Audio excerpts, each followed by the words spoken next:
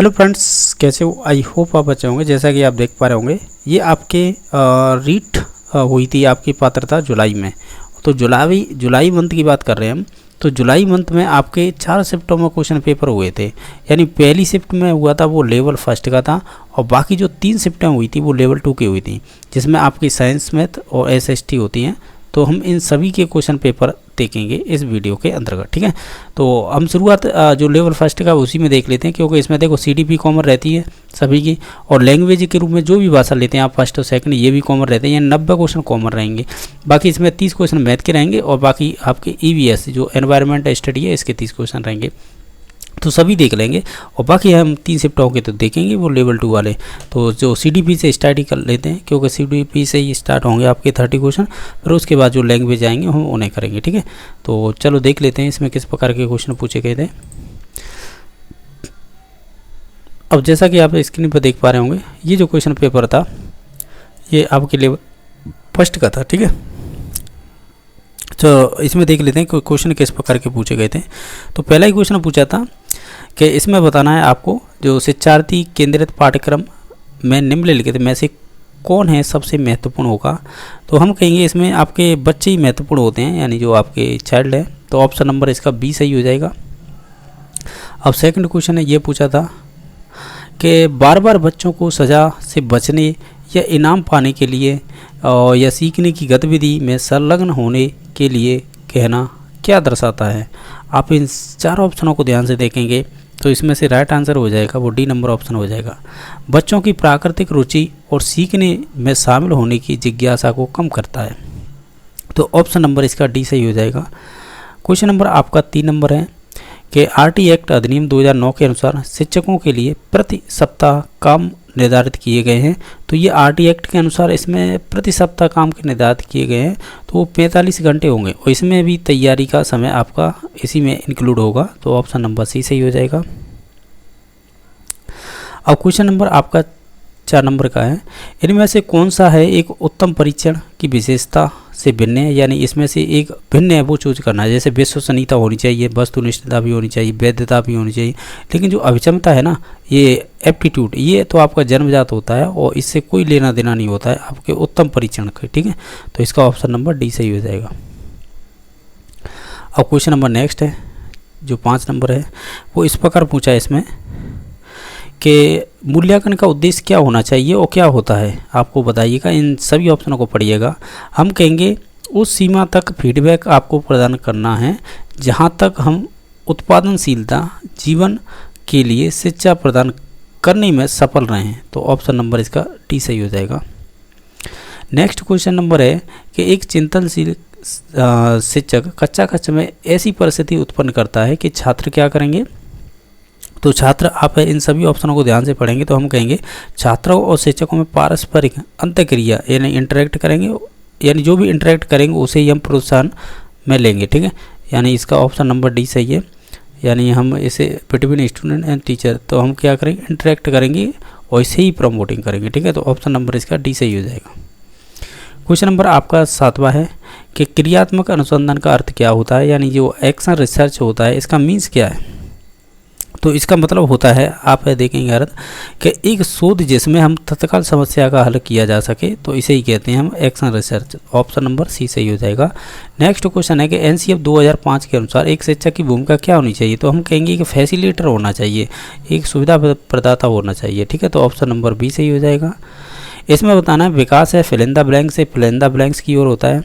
हम कहते हैं विकास है वो सामान्य से विशिष्ट की ओर होता है। तो ऑप्शन नंबर 1 सही हो जाएगा। बाकी और भी क्वेश्चन देख लेते हैं इसके। नेक्स्ट क्वेश्चन नंबर है, देखो आप एक काम कीजिए, इसे इंग्लिश में भी रखिएगा और इसमें भी, जिससे कि आसानी हो पहचानने में। जो आप जानते हैं उसे ही लगा लीजिएगा, जिससे कि आसानी होगी आपकी पहचानने में। जो ऑप्शन इंग्लिश के दिखाई दे रहे हैं ना, ये वाले, ये कूट हैं, ठीक है, यही मिलान करने हैं, और ये आपके दे रखे हैं आपके मिलान करने के लिए। तो देखिएगा इसमें क्या देखते हैं जी, कह रहा है सिर से पैर की ओर जो क्रम होता है ना, उसे हम इंग्लिश में क्या बोलते हैं, सेपेलोकोडल बोलते हैं। तो इसमें देखिए सेपेलोकोडल किस ऑप्शन में, 2 नंबर ऑप्शन में, ध्यान से देख रहे हो ना आप। तो इसमें सेपेलोकोडल है, ये 2 नंबर ऑप्शन में। इसकी विशेषता होती है कि सिर से पैर की ओर इसका विकास होता है। तो 2 का ए हो जाएगा। समीप दूराभिमुख का मतलब होता है प्रॉक्सिमो डिस्टल, इसका मतलब होता है केंद्र से बाहर की ओर। अब देखिए केंद्र से बाहर की ओर, शरीर के केंद्र से बाहर की ओर वृद्धि, तो ये इससे मिल जाएगा। तो पहले का डी किस में है, पहले का डी देखो पहले में भी है और डी में भी है। अब देखिएगा 2 का ए कौन सा है, 2 का ए, 2 का ए किस में है, देखो ऑप्शन नंबर 1 में ही है।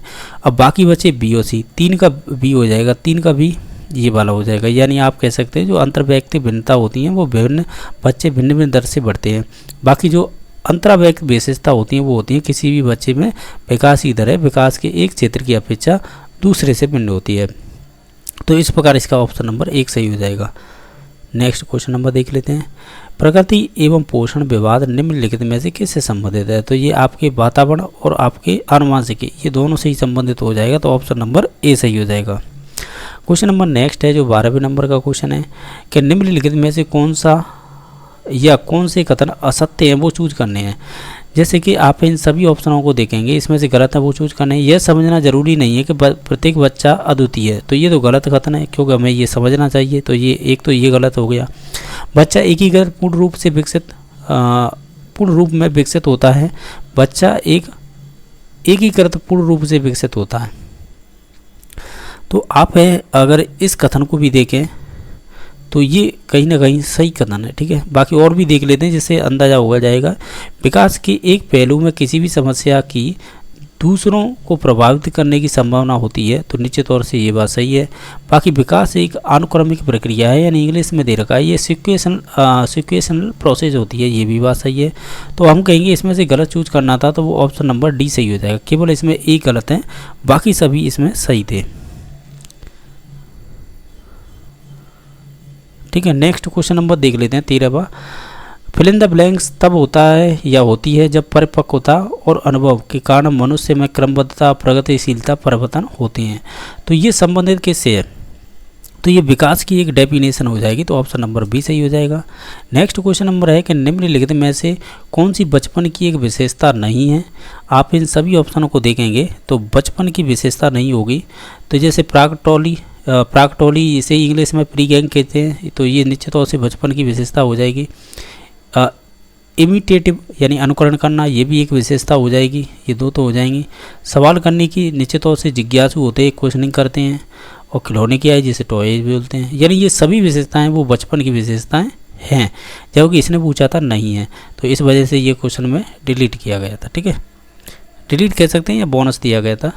नेक्स्ट क्वेश्चन नंबर है, प्रत्येक व्यक्ति का कार्य एक निश्चित योग्यताओं का प्रतिबिंब होता है। किसी भी विशेष कार्य को करने में व्यक्ति अपनी जो समस्त मानसिक योग्यताओं में से कुछ को प्रतिदर्शक के रूप में चुनाव कर लेता है। तो यह सिद्धांत किससे संबंधित है। अगर आप देखेंगे इस क्वेश्चन को पढ़ के, ये विशेषता निकल के आती है कहीं ना कहीं आपके ये कह सकते हैं ये संबंधित हो जाएगी आपके थॉमसन का एक सिद्धांत है बुद्धि में, ये उसकी एक विशेषता है, क्योंकि उसने एक प्रतिदर्श का सिद्धांत दिया था बुद्धि में। आप ध्यान से देखेंगे तो उसमें आता है, ठीक है। बाकी इसमें और भी दे रखे हैं, जैसे थॉर्नडाइक ने बुद्धि में दिया था बहुकारक का सिद्धांत, ठीक है। और इसने आपके प्रयास एवं त्रुटि के संबंधित आपने देखा होगा व्यवहारवाद में पढ़ के, ठीक है। बाकी गिलफोर्ड ने त्रिआयामी या 3 डायमेंशन थ्योरी दी थी। डस्टन ने समूह कारक सिद्धांत दिया था। ये बुद्धि के आप पढ़ेंगे सिद्धांत दोनों में आता है, ठीक है। तो ऑप्शन नंबर इसका डी सही हो जाएगा। निम्न में से कौन सी व्यक्तित्व मापन की प्रक्षेपी विधि है। तो जैसे निर्धारण, मापनी, अवलोकन, साक्षात्कार और कथानक, संप्रत्यक्षकर परीक्षण, ये TAT बोलते हैं, ठीक है। तो ये आपकी एक प्रक्षेपी विधि है, बाकी आपकी प्रक्षेपी विधि नहीं होंगी। तो ऑप्शन नंबर डी हो जाएगा। प्रतिभाशाली बालक की बुद्धि लब्धि होती है। हालांकि देखा जाए इस क्वेश्चन में हम ये कहते हैं जिनकी बुद्धि लब्धि 130 से अधिक हो तो मोस्टली वो प्रतिभाशाली में आ जाते हैं। हालांकि इसमें ऑप्शन उसने 140 भी दे दिया है, ये देख रहे हो ना आप, 140 भी दे दिया है। इस वजह से हम ऑप्शन नंबर बी पे जाएंगे, जिनकी बुद्धि लब्धि 140 से अधिक होती है टर्मन के अनुसार, तो वो प्रतिभाशाली बालक की श्रेणी में आ जाते हैं। क्वेश्चन नंबर नेक्स्ट है, स्कूलों में व्यक्तिगत विभिन्नताओं को ध्यान रखना चाहिए क्योंकि। आप प्रत्येक ऑप्शन को पढ़िएगा, आप खुद से भी आंसर लगा सकते हैं। हम कहें समझने के लिए कि छात्र सीखने में समर्थ है या असमर्थ क्यों है, ठीक है। तो ऑप्शन नंबर डी सही हो जाएगा। क्वेश्चन नंबर 19 है कि 16 वर्ष आयु का बच्चा बुद्धि लब्धि परीक्षण में 75 अंक प्राप्त करता है, उसकी मानसिक आयु क्या होगी।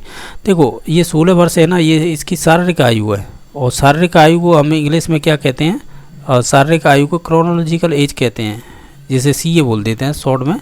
और बाकी ये 75 अंक दे रखा है, ये IQ दे रखी है आपकी डायरेक्टली 75 अंक। आपको मानसिक आयु याद करनी है, और मानसिक आयु को मेंटल एज बोलते हैं A। हम IQ बराबर जानते हैं टर्मन के सूत्र से कि MA अपॉन होता है CA और मल्टीप्लाई होता है 100, ठीक है। तो इसमें MA कितना दे रखा है हमें मालूम नहीं है, X मान लेते हैं। बाकी आपको CA कितना दे रखा है, यहाँ पे देखिए 16 वर्ष दे रखा है, तो नीचे 16 रखेंगे और मल्टीप्लाई कर देंगे 100 से।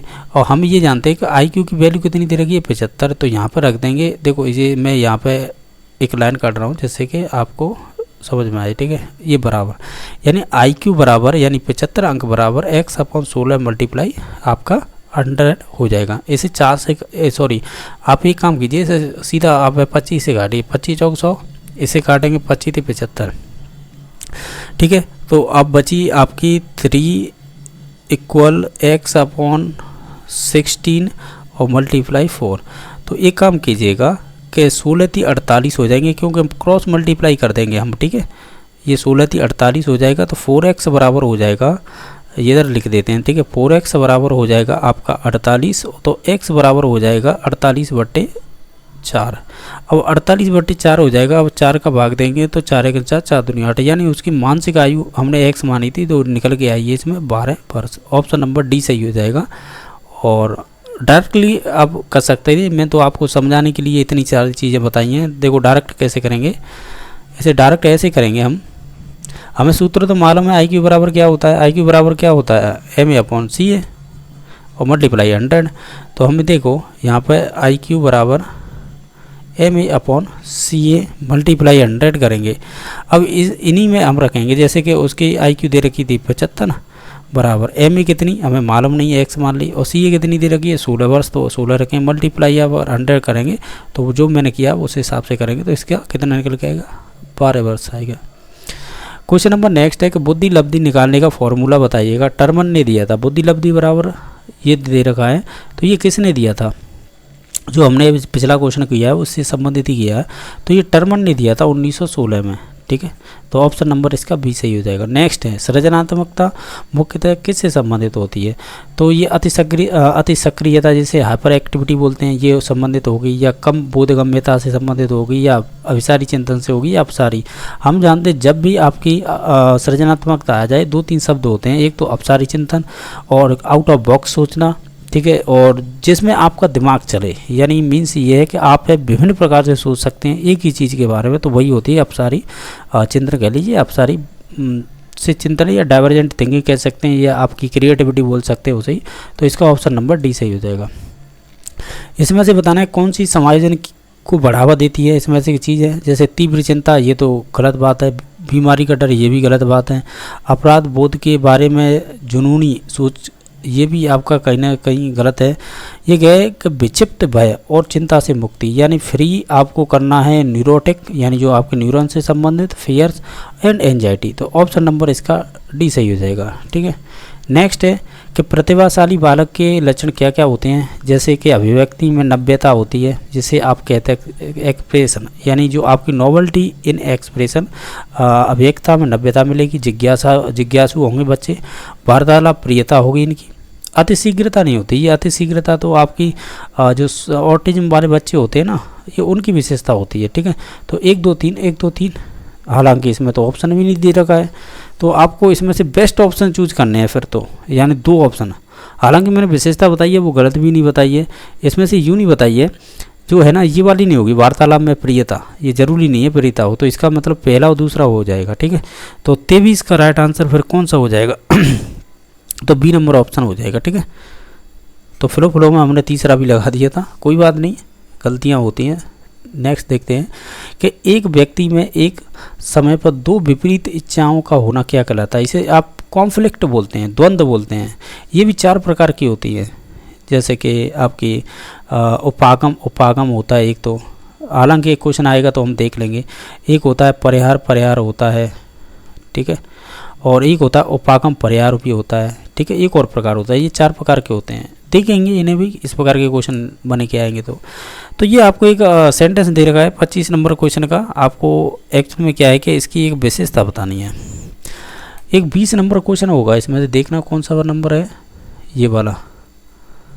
देखो एक्चुअल में क्या हुआ था, बोर्ड के द्वारा इसके 2 आंसर मान लिए गए थे। हालांकि आप खुद पढ़ के देख लेना, बुद्धि का फॉर्मूला किसने दिया था, सिंपल आता है, जिसमें 100 लग रही हो निश्चित तौर से हम ये कहते हैं आईक्यू का जो फॉर्मूला है वो टर्मन ने दिया है। हालांकि इसमें विलियम स्टर्न थे ना, इन्होंने तो केवल ये चीज़ बताई थी। मैं यहाँ पे बता रहा हूँ कि इस बोर्ड ने इसने ए और बी आंसर मान लिया था इसका, हालांकि ये गलत माना था उसने। हालांकि टर्मन इसका राइट आंसर है, एक्यूरेट। विलियम स्टर्न है ना, ये इससे पहले 1912 में उन्होंने क्या किया था कि IQ बराबर इन्होंने MA/CA केवल ये फॉर्मूला दिया था, इसमें 100 नहीं लगाई हुई थी। टर्मन ने आगे लगाई थी इसमें 100, तब आके है ये फॉर्मूला सही बना था कंप्लीट रूप से, और बाकी ये अधूरा ही था जब तक 100 नहीं लगी थी। तो बोर्ड ने फिर इसे भी आंसर मान लिया, कोई प्रूफ दिया होगा निश्चित तौर से किसी न किसी ने, तो उसमें 100 नहीं लगी हुई थी। ये आप बोर्ड ने नहीं पहचान पाया है, पता नहीं क्या वजह रही थी, उन्होंने ये भी आंसर मान लिया था। ठीक है, बाकी नेक्स्ट देख लेते हैं। ये वाला हम क्वेश्चन कर रहे थे 25 नंबर। अब देखिएगा इसमें क्या कह रहा है। रवि का बुद्धि परीक्षण इंगित करता है कि वो औसत से लेकर औसत से अधिक बुद्धिमत्ता की श्रेणी में आता है।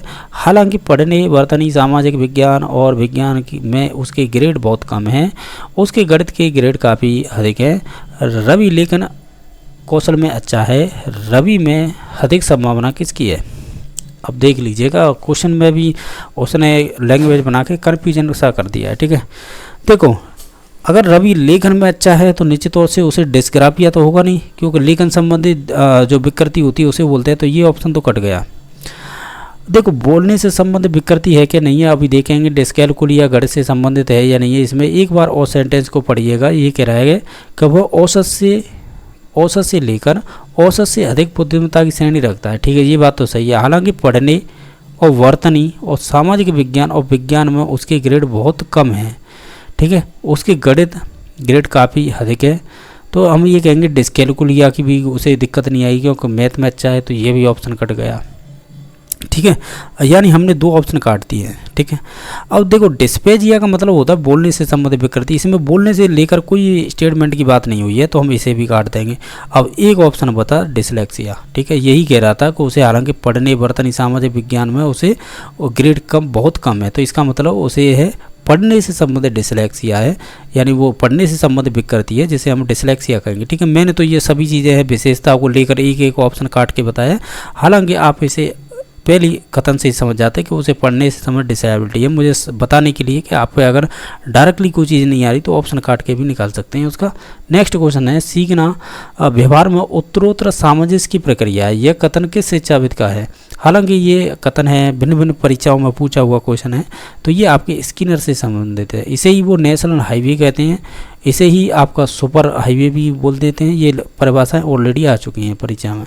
क्वेश्चन नंबर 27वां है, और ये कह रहा है कि कक्षा 2 का कोई छात्रा है जिसका नाम है सृष्टि को अध्यापिका ने मूल गणित विषय के बारे में सवाल करवाए। अगले दिन वो बाजार में सामान खरीदने के उपरांत दुकानदार द्वारा की गई योग की गलती को चिन्हित करके सही करवाती है या सही करवाया है। यह अधिगम का कौन सा प्रकार है। सिंपल है, ये आपका सकारात्मक स्थानांतरण हो जाएगा, क्योंकि उसने कहीं एक जगह से ज्ञान सीखा है, वो दूसरी जगह उसका उपयोग कर रही है, तो हम उसे सकारात्मक स्थानांतरण बोलते हैं। तो या इसे पॉजिटिव ट्रांसफ़र बोल सकते हैं। तो ऑप्शन नंबर इसका बी सही हो जाएगा। नेक्स्ट क्वेश्चन नंबर देख लेते हैं कि इसमें से बताना है पुनर्वलन का सिद्धांत किससे संबंधित है। हालांकि आप जानते हो क्रिया प्रस्तुत जिसे ऑपरेंट कंडीशन थ्योरी बोलते हैं, स्किनर की है ये, तो ये उसी से संबंधित हो जाएगा। तो इसका ऑप्शन नंबर 1 सही हो जाएगा। नेक्स्ट क्वेश्चन नंबर है आपका 29वां। क्वेश्चन लंबा है, देखेंगे लंबे में कितना क्वेश्चन में क्या पूछा गया है। ये कह रहा है कि उदाहरण का चयन कीजिएगा जो आंतरिक अभिप्रेरणा को प्रदर्शित करता हो या दर्शाता हो। आप सभी ऑप्शनों को पढ़ लीजिएगा। हम कहेंगे जो मेगा है अपनी जो भी परियोजना है, जो प्रोजेक्ट कार्य है, वो के लिए विभिन्न स्रोत तलाश कर रही है, क्योंकि वो नई जानकारी प्राप्त करने के लिए कैसी है, उत्सुक है या रुचि रखती है। ठीक है, तो हम कहेंगे ये सही है। बाकी ये सभी थे वो बाह्य हो जाएंगे, यानी बाह्य अभिप्रेरणा के उदाहरण। नेक्स्ट क्वेश्चन नंबर है, निम्न में से किसने अधिगम सिद्धांत का प्रतिपादन नहीं किया है। तो देखो थॉर्नडाइक ने किया है, स्किनर ने किया है और कॉलर ने किया है। ब्लूम ने तो केवल शैक्षिक जो उद्देश्य होते हैं ना आपके, उनके बारे में वर्णन किया है, जिसमें आपने 3 प्रकार बताए थे इन्होंने। एक तो आपका ज्ञानात्मक होता है, दूसरा आपका भावात्मक होता है, तीसरा आपका क्रियात्मक होता है, जिसे हम साइकोमोटर बोलते हैं। तो इस प्रकार है, और वो भी इसने ज्ञानात्मक पक्ष का वर्णन किया था, बाकी भावात्मक था क्रेतवाल और मसीहा ने किया था, बाकी क्रियात्मक का सिम्पसन ने किया था। और इनके स्टेप भी पूछे जाते हैं शिक्षण विधियों में, ठीक है। तो नेक्स्ट क्वेश्चन पेपर देख लेते हैं। देखो ये जो हमने अभी 30 क्वेश्चन किए हैं, ये आपके प्राइमरी में पूछे हैं, लेवल फर्स्ट वाले हैं ना उनके में। अब यहाँ से आगे है आपका ये नेक्स्ट क्वेश्चन पेपर है, ये आपका लेवल 2 का है। तो इसमें किस प्रकार के क्वेश्चन बने हैं वो भी देख लेते हैं, क्योंकि हम पहले साइको इसके ख़त्म कर लेते हैं, साइको के जितने भी क्वेश्चन हैं। हालांकि देखते हैं पहला क्वेश्चन क्या है।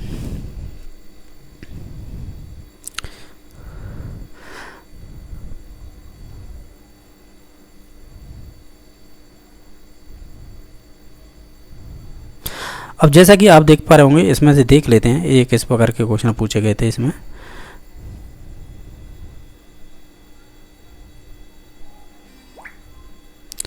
इसमें से जो आपका पहला क्वेश्चन है, आपको स्क्रीन पर दिखाई दे रहा होगा। इसमें पूछा है शिक्षा मनोविज्ञान में किस स्तर के मापन का न्यूनतम प्रयोग किया गया है, या न्यूनतम प्रयोग किया जाता है किसमें, शिक्षा मनोविज्ञान में मापने के रूप में। जैसे कि इसमें 4 आपकी अनुसूचियाँ दे रखी हैं मापने की। जैसे कि हम बात करें इसमें जैसे कि क्रम सूचक, जैसे हम ऑर्डिनरी स्केल बोलते हैं। एक होती है आपकी नाम को मापनी, जैसे नॉमिनल स्केल बोलते हैं। तीसरी है रेशो स्केल, तीसरी है इक्वल इंटरवल स्केल। तो इसमें से आप है शिक्षा मनोविज्ञान में किस स्तर के मापन का न्यूनतम प्रयोग किया जाता है, यानी उसका बहुत कम प्रयोग किया जाता है। तो आप इन सभी ऑप्शनों को ध्यान से देखेंगे तो ऑप्शन नंबर इसका सी सही हो जाएगा, यानी आनुपातिक।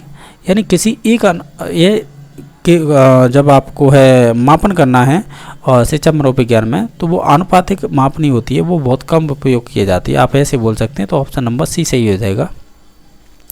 क्वेश्चन नंबर 2 है, इसमें क्या पूछा है, इसमें ये कह रहा है आपसे कि राष्ट्रीय पाठ्यचर्या की रूपरेखा, जिसे NCF 2005 बोलते हैं, का मुख्य दर्शन क्या था।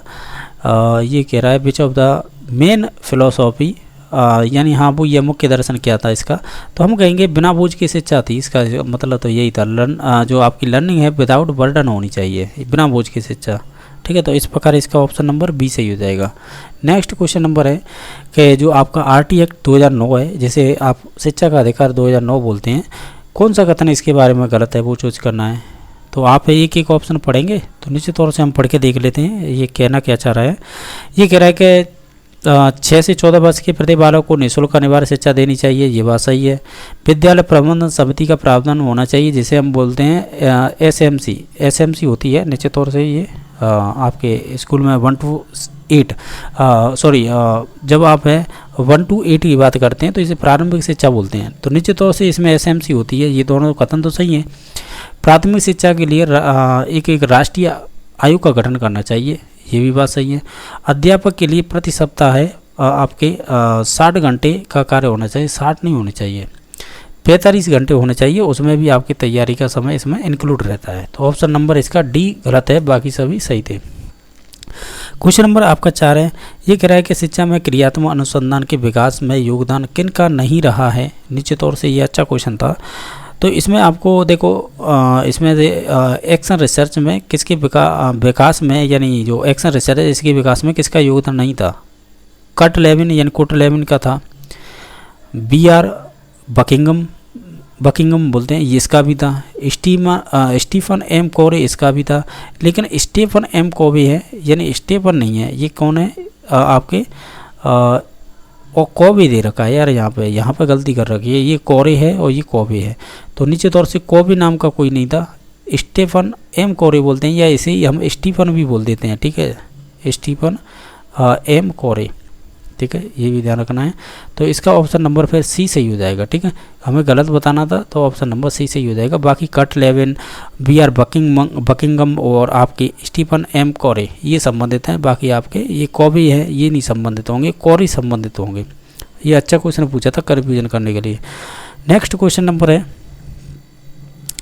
इसमें पूछा है किसी परिप्रेक्ष्य के अनुसार बाल विकास शरीर के अंदर एक विशिष्ट या तथा पूर्व व्यवस्थित प्रणाली को दर्शाता है। ठीक है, तो ये किससे संबंधित है, यानी आपका जो परसेप्टिव होता है, आप जो प्रत्यक्षीकरण के द्वारा देख पाते हैं, ये कह रहा है child development reflect a specific and the pre arranged scheme with in the body. तो ये संबंधित होती है आपके कह सकते हैं जैव की एक तरह से बायोलॉजिकल हो जाएगी ये चीज़, यानी किसी परिप्रेक्ष्य के अनुसार बाल विकास शरीर के अंदर एक विशिष्ट और पूर्व व्यवस्थित प्रणाली को दर्शाता है। तो वो निश्चित तौर से ये बायोलॉजिकल हो जाएगी, यानी कोई भी चीज़ है बायोलॉजिकल, बहुत सारी चीज़ें होती है हमारे शरीर के अंदर, तो निश्चित तौर से उसकी बात कर रहा है ये। नेक्स्ट क्वेश्चन नंबर है, किस मनोविज्ञान ने बाल विकास के सिद्धांत से संबंधित नहीं है? जीन पियाजे हैं और अल्बर्ट बांडुरा हैं, लेवाइगोस्की हैं, लेकिन अब्राहम मैस्लो है ना, ये व्यक्तित्व चैप्टर पढ़ेंगे ना, उससे संबंधित हैं। ठीक है, तो इसका ऑप्शन नंबर बी सही हो जाएगा। हालांकि हमें इसके स्टेप वगैरह भी पढ़ेंगे जब आएगा, जब सिद्धांत इसका और भी क्वेश्चन आएंगे स्टेप को लेकर, तो निश्चित तौर से हम बताएंगे इसमें। नेक्स्ट है कि आनुवांशिकता की भूमिका के अध्ययन के लिए कौन सी विधि वैध नहीं है? किसके लिए? आनुवांशिकता के लिए। तो इसमें देखो, जुड़वा बच्चे का अध्ययन करना निश्चित तौर से हो सकता है, अभिभावक और बालक के विश्लेषण यानी पेरेंट और चाइल्ड एनालिसिस ये भी हो सकता है, दत्तक ग्रहण अध्यापन जो आप एडॉप्शन स्टडी करते हैं वो भी इसी के अंतर्गत आ जाएगी। ठीक है, और ये भी आ जाएगी। बाकी ये समवयस्क समूह का अध्ययन करना, ये कोई ज़रूरी नहीं है कि वो आपके आनुवांशिकी से संबंधित हों। ठीक है, ये तो कोई भी हो सकता है। समवयस्क समूह का मतलब तो ये पीयर ग्रुप है, एक ही क्लास के एक ही उम्र के बच्चे होते हैं मोस्टली, तो वो पीयर ग्रुप में ही आ जाते हैं। ठीक है, तो इसका ऑप्शन नंबर डी सही हो जाएगा। क्वेश्चन नंबर नेक्स्ट है कि एक व्यक्ति की दिखाई देने वाली देख और तथा मनोवैज्ञानिक विशेषताओं को फिल इन द ब्लैंक्स द्वारा परिभाषित किया जा सकता है। देखो, एक तो होता है जीनोटाइप, एक होता है फिनोटाइप। जीनोटाइप तो हमारे शरीर के अंदर होने वाली जो भी गतिविधि है उनसे संबंधित होता है। आपने जो वो पढ़ा होगा, ग्रेग जॉन मेंडल थे जो आनुवांशिकता के पिता कहलाते हैं, तो उन्होंने मटर के पौधे में प्रयोग किए होंगे, तो वहाँ पे आप पढ़ते होंगे, 10th तक तो पढ़ते ही हैं सभी, कि जैसे कि F1 पीढ़ी यानी फर्स्ट जनरेशन में क्या अनुपात रहा था जीनोटाइप का या फिनोटाइप का, ये शब्द हैं उन्हीं से आई हैं, ये आनुवांशिकता से टर्म। तो हमें पूछा है कि व्यक्ति की दिखाई देने वाली देख और मनोवैज्ञानिक विशेषताओं को, यानी देख का मतलब जिसे आप देख सकते हैं ना, वो होता है आपका फिनोटाइप। ठीक है, और जिसे आप देख नहीं सकते वो होता है आपका जीनोटाइप। तो ये फिनोटाइप होता है, और ये हालांकि देखा जाए ना, ये बायोलॉजी का क्वेश्चन है और यहाँ पर इन्होंने पूछ लिया है, केवल इसने एक मनोवैज्ञानिक विशेषता डाल दी जहाँ पे और साइकोलॉजी का क्वेश्चन बना दिया है। हालांकि इसका राइट आंसर होगा C number option. Question number next है, हेनरी ए मुरे और क्रिस्टियाना डी मॉर्गन द्वारा कौन सा परिचय निर्मित किया गया था? ये व्यक्तित्व का चैप्टर पढ़ेंगे ना, तो उसमें विधियाँ चलती हैं, तो निश्चित तौर से ये आपका जिसे बोलते हैं TAT, इंग्लिश में बोलते हैं थेमेटिक एप्रिसिएशन टेस्ट बोलते हैं, ये इसे हिंदी में कहते हैं कथानक संप्रत्यक्षण परीक्षण कहते हैं। ऑप्शन नंबर इसका सी सही हो जाएगा। इसमें आपके 31 कार्ड हुआ करते थे, जिसमें से आपके 30 कार्ड तो ऐसे हुआ करते थे, कैसे हुआ करते थे कि मेल के हो जाते 10 कार्ड, फीमेल के 10 कार्ड और 10 कार्ड खाली हुआ करते थे, यानी सॉरी दोनों के हुआ करते थे। इस प्रकार ये 30 कार्ड और एक कार्ड पर आपकी कहानी लिखवाई जाती है, इस प्रकार 31 कार्ड होते थे। और ये दोनों ही आपके स्टीफन एम मुरे और आपकी क्रिस्टियाना डी मॉर्गन, ये दोनों के द्वारा दिया गया, तो ऑप्शन नंबर सी सही हो जाएगा।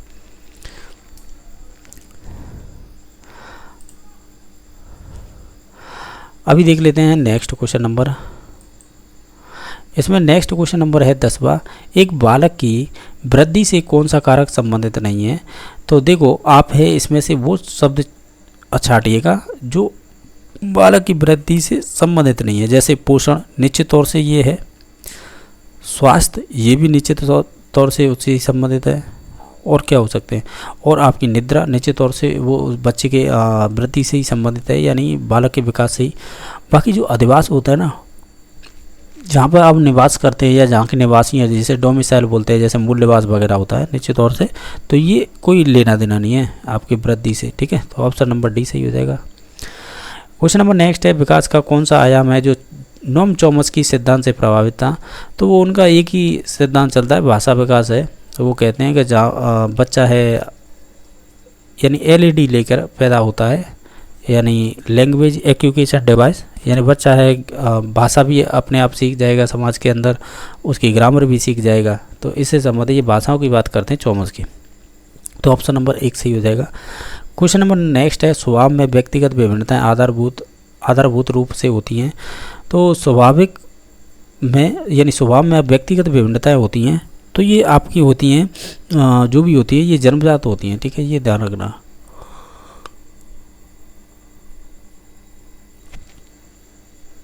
ठीक है, ये अच्छा क्वेश्चन है कि स्वभाव में भी जो व्यक्तिगत विभिन्नता आधारभूत रूप में होती हैं तो वो निश्चित तौर से जन्मजात होती हैं, यानी इसमें टेम्परामेंट दे रखा है, ये बेसिकली ये होती हैं, ये इनेट होती हैं यानी जन्मजात होती हैं।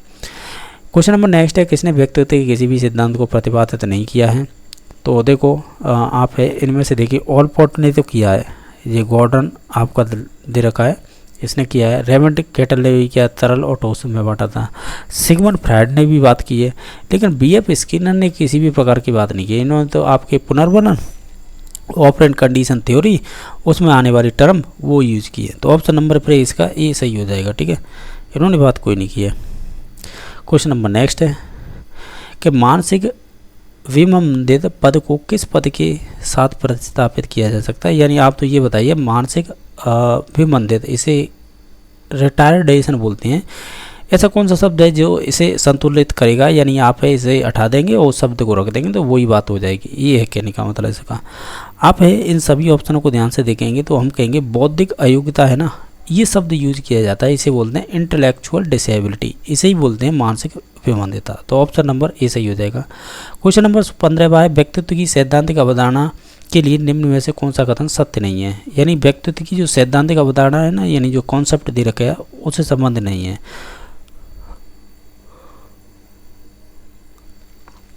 जैसे कि हम ऑप्शन देखें, ये स्टेबल होता है, ये बात सही है, ये स्थायी होता है, ये भी बात सही है, और ये अनूठा होता है यानी यूनिक होता है, ये भी बात सही है, लेकिन सामान्य नहीं होता है, ठीक है, ये कहना इसमें से गलत हो जाएगा, बाकी ये सही थे, जो गलत था वो हो जाएगा बी नंबर ऑप्शन। ये अच्छा क्वेश्चन था।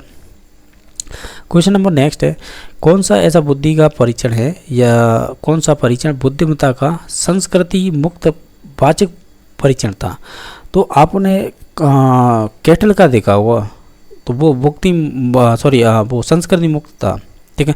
तो बाकी इनमें ऑप्शन दे रखे ना, हमें तो इसके आधार पर बताना था, तो इनमें से हो जाएगा आपका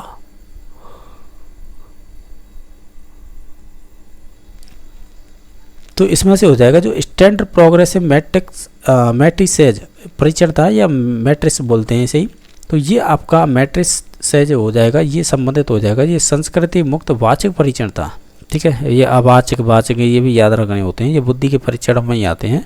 तो ऑप्शन नंबर डी सही हो जाएगा। क्वेश्चन नंबर नेक्स्ट है, बहुआयामी बुद्धिमत्ताओं को हार्वर्ड गार्डन ने कौन सी बुद्धिमत्ता में सम्मिलित नहीं है, ये बताना है। उन्होंने जो बताए थे ना 11 प्रकार, पहले 9 बताए थे, फिर 2 और जोड़ दिए थे 11, तो इनमें से बताइए कौन सा नहीं है। तो इमोशनल नहीं होगा, इस प्रकार की बात नहीं की है। बाकी उन्होंने एक्सटेंशियल अस्तित्ववादी की बात की है, नेचुरलिस्टिक यानी जो प्राकृतिक है उनसे संबंधित बात की है, इंट्रापर्सनल और इंटरपर्सनल होते हैं उनसे भी बात की है, यानी सभी की बात की है, लेकिन सामवेद की बात नहीं की है, यानी इमोशनल की।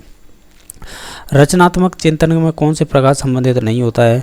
तो देखो ये आपके रचनात्मक चिंतन के कौन से प्रकार से संबंधित नहीं है, तो आपको ये बताना है। जैसे कि हम बात करें अत्यधिक चिंतन, ये हो सकता है ओवर थिंकिंग, रिफ्लेक्टिंग थिंकिंग भी हो सकती है, मेटा थिंकिंग भी हो सकती है।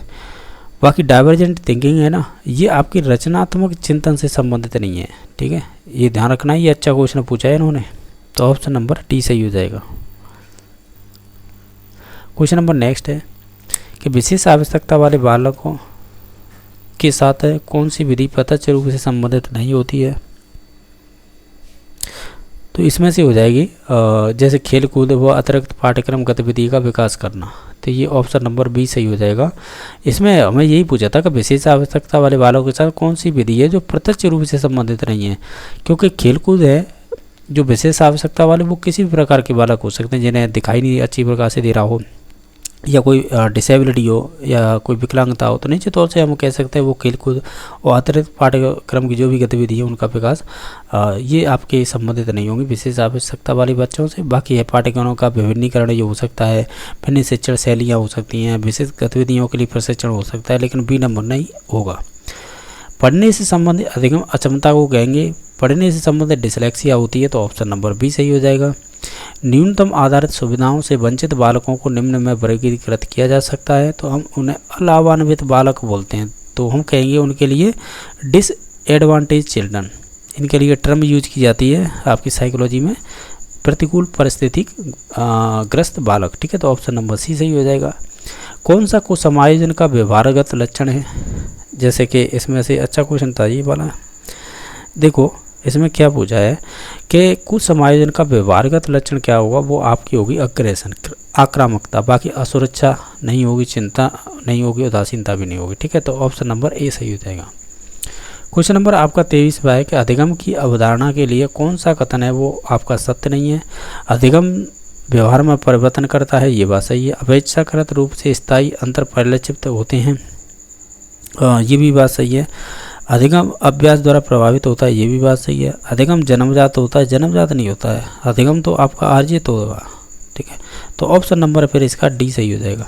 क्वेश्चन नंबर आपका 24 है, इवान पावलोव द्वारा प्रतिपादित शास्त्रीय अनुबंधन सिद्धांत अधिगम को निम्न द्वारा समझाया जा सकता है। तो उन्होंने तो किसकी बात की है, देखो पुनर्वलन की बात नहीं की है, अनुकरण की बात नहीं की है, अंतर्दृष्टि की बात नहीं की है, तो साचार की बात की है, एसोसिएशन, जिसे आप अनुबंधन भी बोल सकते हैं। ठीक है, बाकी पावलर ने आपका क्लासिकल कंडीशन थ्योरी दी थी, क्लासिकल कंडीशन थ्योरी कह सकते हैं या लर्निंग प्रोसेस या सिद्धांत बोल सकते हैं, क्लासिकल कंडीशन थ्योरी, जैसे आप CCA बोल सकते हैं। ठीक है, वो शॉर्ट टर्म याद करने में की है, हालांकि यहाँ पे क्लासिकल कंडीशन यही ध्यान रखें, अनुबंध क्लासिकल अनुबंधन यानी शास्त्रीय अनुबंधन सिद्धांत बोल सकते हैं। तो इसका ऑप्शन नंबर फिर बी सही हो जाएगा, यानी इसी से संबंधित है ये। ठीक है, बाकी है इनमें से बताना है बालकों के लिए अधिगम की प्रक्रिया इसमें से कौन सी नहीं है। आप इन सभी ऑप्शनों को ध्यान से देखिएगा। इसमें से देखो प्रतिबिंबन हो सकता है, रिफ्लेक्शन, यानी इनमें से कौन सी बालक की अधिगम की प्रक्रिया नहीं है। तो देखो प्रतिबिंबन हो सकती है, तर्क हो सकता है, कल्पना भी हो सकती है, लेकिन परिपक्वता ये ऑटोनोमस प्रोसेस होती है, यानी कि अपने आप होने वाली प्रोसेस है, वो भी वातावरण में, तो ये नहीं होगी। ठीक है, बालकों की अधिगम की प्रक्रिया नहीं है, वो ये नहीं होती है। बाकी ये हो सकते हैं तर्क, कल्पना, प्रतिबिंब, ये सभी चीज़ें। क्वेश्चन नंबर नेक्स्ट है, अधिगम में पुरस्कार एवं दंड की अवधारणा किसके द्वारा प्रस्तावित की गई थी। तो ये BF स्किनर के द्वारा की गई थी। इसे ही हम ऑपरेट कंडीशन थ्योरी सिद्धांत के अकॉर्डिंग पढ़ते हैं, जिसे बोलते हैं reward and punishment in learning. तो ये संबंधित है आपके स्किनर से। ठीक है, तो ऑप्शन नंबर सी सही हो जाएगा। और ये शायद मेरे हिसाब से सितंबर की रीट हुई थी, उसमें पूछा हुआ है ये क्वेश्चन। क्वेश्चन नंबर नेक्स्ट है 27वां, कच्चा अधिगम में अभिप्रेरणा की भूमिका किस प्रक्रिया से प्रत्यक्ष रूप से संबंधित नहीं होती है। यानी अभिप्रेरणा या अभिप्रेरण की भूमिका है किस प्रक्रिया द्वारा प्रत्यक्ष रूप से संबंधित नहीं होती है। तो आप इन सभी ऑप्शनों को ध्यान से पढ़िएगा, जैसे कि प्रगति एवं परिणाम का ज्ञान होना, यानी नॉलेज ऑफ प्रोग्रेसिव, जो भी आपकी प्रोसेस होती है उसका रिजल्ट होना, तो ये संबंधित हो जाएगी इससे। यार हमें तो वो केवल वो बतानी है जो संबंधित नहीं है। ठीक है, और आपकी प्रशंसा एवं आलोचना हो सकती है, और आपका आकांक्षा का स्तर। तो इसमें से जो अंतर्वैयक्तिक समायोजन है ना, ये संबंधित नहीं होगी, जिसे हम इंटरपर्सनल बोलते हैं, एडजस्टमेंट, ये आपका प्रत्यक्ष रूप से संबंधित नहीं होगा। तो ऑप्शन नंबर बी सही हो जाएगा। ये अच्छा क्वेश्चन था। नेक्स्ट क्वेश्चन नंबर, शिक्षा में अवधारणा मानचित्र द्वारा सुझावित किया गया है, ये किसके द्वारा, यानी जिसे इंग्लिश में बोलते हैं कॉन्सेप्ट मैपिंग है, ये किसके द्वारा एजुकेशन में जो आपका इंट्रोड्यूस किया गया है, किसके द्वारा। तो ये संबंधित हो जाएंगे आपके जोसेफ डी नोवाक। ये हालांकि फर्स्ट ग्रेड का क्वेश्चन है, जिन्होंने भी RPSC फर्स्ट ग्रेड दे रखी है, निश्चित तौर से वो इसे देखेंगे तो पहचान जाएंगे, क्योंकि वहाँ पे एजुकेशन साइकोलॉजी ICT चलती है, तो वहाँ पे ये चीज़ें पढ़ी जाती हैं। डेविड आसुबेल हो गए और जोसेफ डी नोवाक हो गए, और भी 3-4 मनोवैज्ञानिक हैं, वो पढ़े जाते हैं। नेक्स्ट क्वेश्चन नंबर है, शिक्षण का कौन सा प्रकार शिक्षण के उद्देश्यों पर आधारित नहीं है। तो देखो ऐसा देखा जाए तो उद्देश्यों का वर्गीकरण ब्लूम ने किया था। तो ज्ञानात्मकता, भावात्मकता, क्रियात्मकता, तो ये वर्णनात्मक नहीं होगा। तो ऑप्शन नंबर इसका बी सही हो जाएगा। क्वेश्चन नंबर नेक्स्ट है, नैसर्गिकता से विचारों की सूची के एकत्रण के द्वारा विशेष समस्या के समाधान की समूह रचनात्मकता विधि को कहते हैं। आप इन सभी ऑप्शनों को देखेंगे तो इसमें से हम कहेंगे ये कहीं ना कहीं आपकी मस्तिष्क विप्लव युक्ति, यानी जिसे हम ब्रेन स्टॉर्मिंग स्ट्रेटजी बोलेंगे, तो ऑप्शन नंबर ए सही हो जाएगा। ठीक है, यानी ब्रेन स्टॉर्मिंग विधि ये एक चलती है, तो ये उसकी बात कर रहा है। ठीक है, तो ऑप्शन नंबर ए सही हो जाएगा। इस प्रकार ये आपके लेवल 2 का जो सेकंड शिफ्ट का ये क्वेश्चन पेपर था। और इसके बाद है नेक्स्ट शिफ्ट देख लेते हैं, थर्ड आएगी उसके क्वेश्चन। ये आपकी थर्ड शिफ्ट थी, इसमें किस प्रकार के क्वेश्चन पूछे गए थे वो देख लेते हैं। अब देखो थर्ड में किस प्रकार के पूछे गए थे वो देख लेते हैं। जैसे कि थर्ड शिफ्ट में ये क्वेश्चन थे,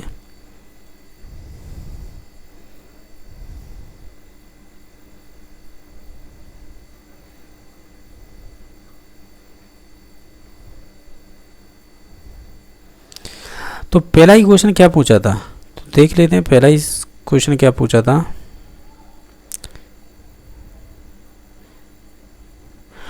ये कह रहा है कि आकलन का कौन सा प्रकार है जो शिक्षण अधिगम प्रक्रिया से संबंधित नहीं है। तो देखो उपलब्धि संबंधित होता है, नैदानिक भी होता है, सतत भी होता है, उपचारात्मक भी होता है। तो इसमें बोनस दिया गया था क्योंकि इसमें ऐसा कोई भी ऐसा प्रकार नहीं है आकलन का जो आपका संबंधित नहीं हो। ठीक है, ये सभी संबंधित हैं। क्वेश्चन नंबर नेक्स्ट है, क्रियात्मक अनुसंधान का प्रमुख उद्देश्य क्या होता है।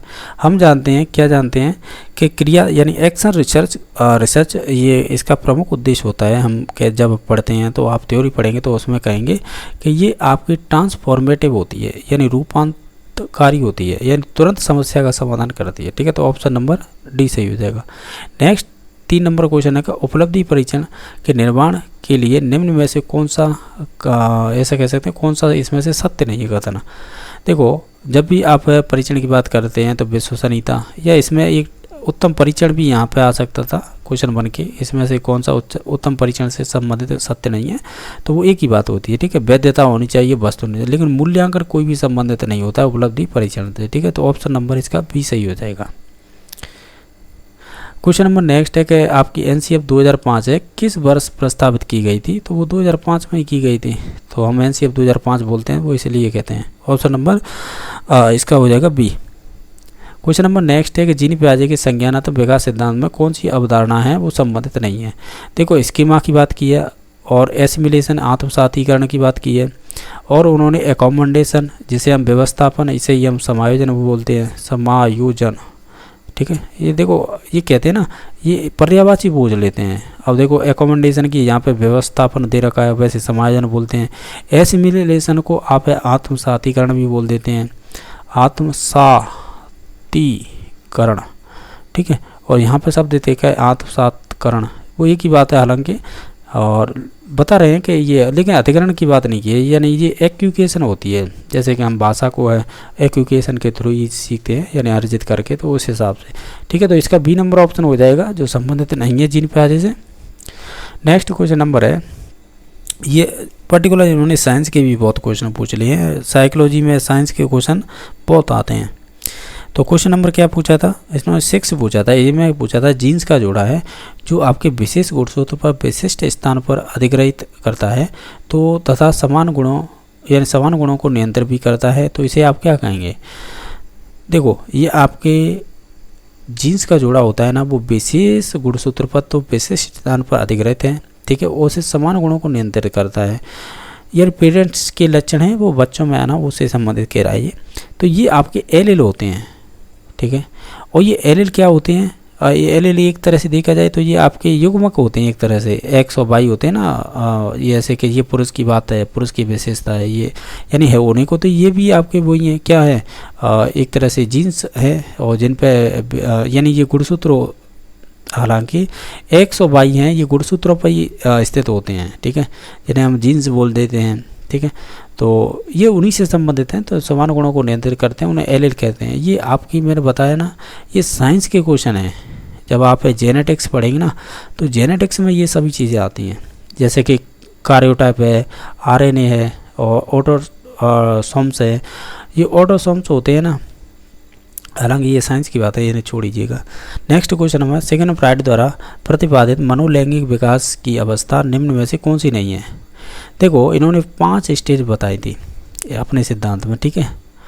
इनकी OALPG ये है, OALPG यानी ओरल स्टेज पहली, फिर एनाल देख क्या दे रखी है, इसमें से दे रखी है क्या, देखो फैलिक स्टेज है, एनाल स्टेज है, लेटेंसी, लेकिन इस प्रकार की कोई भी स्टेज की बात नहीं की है, ठीक है।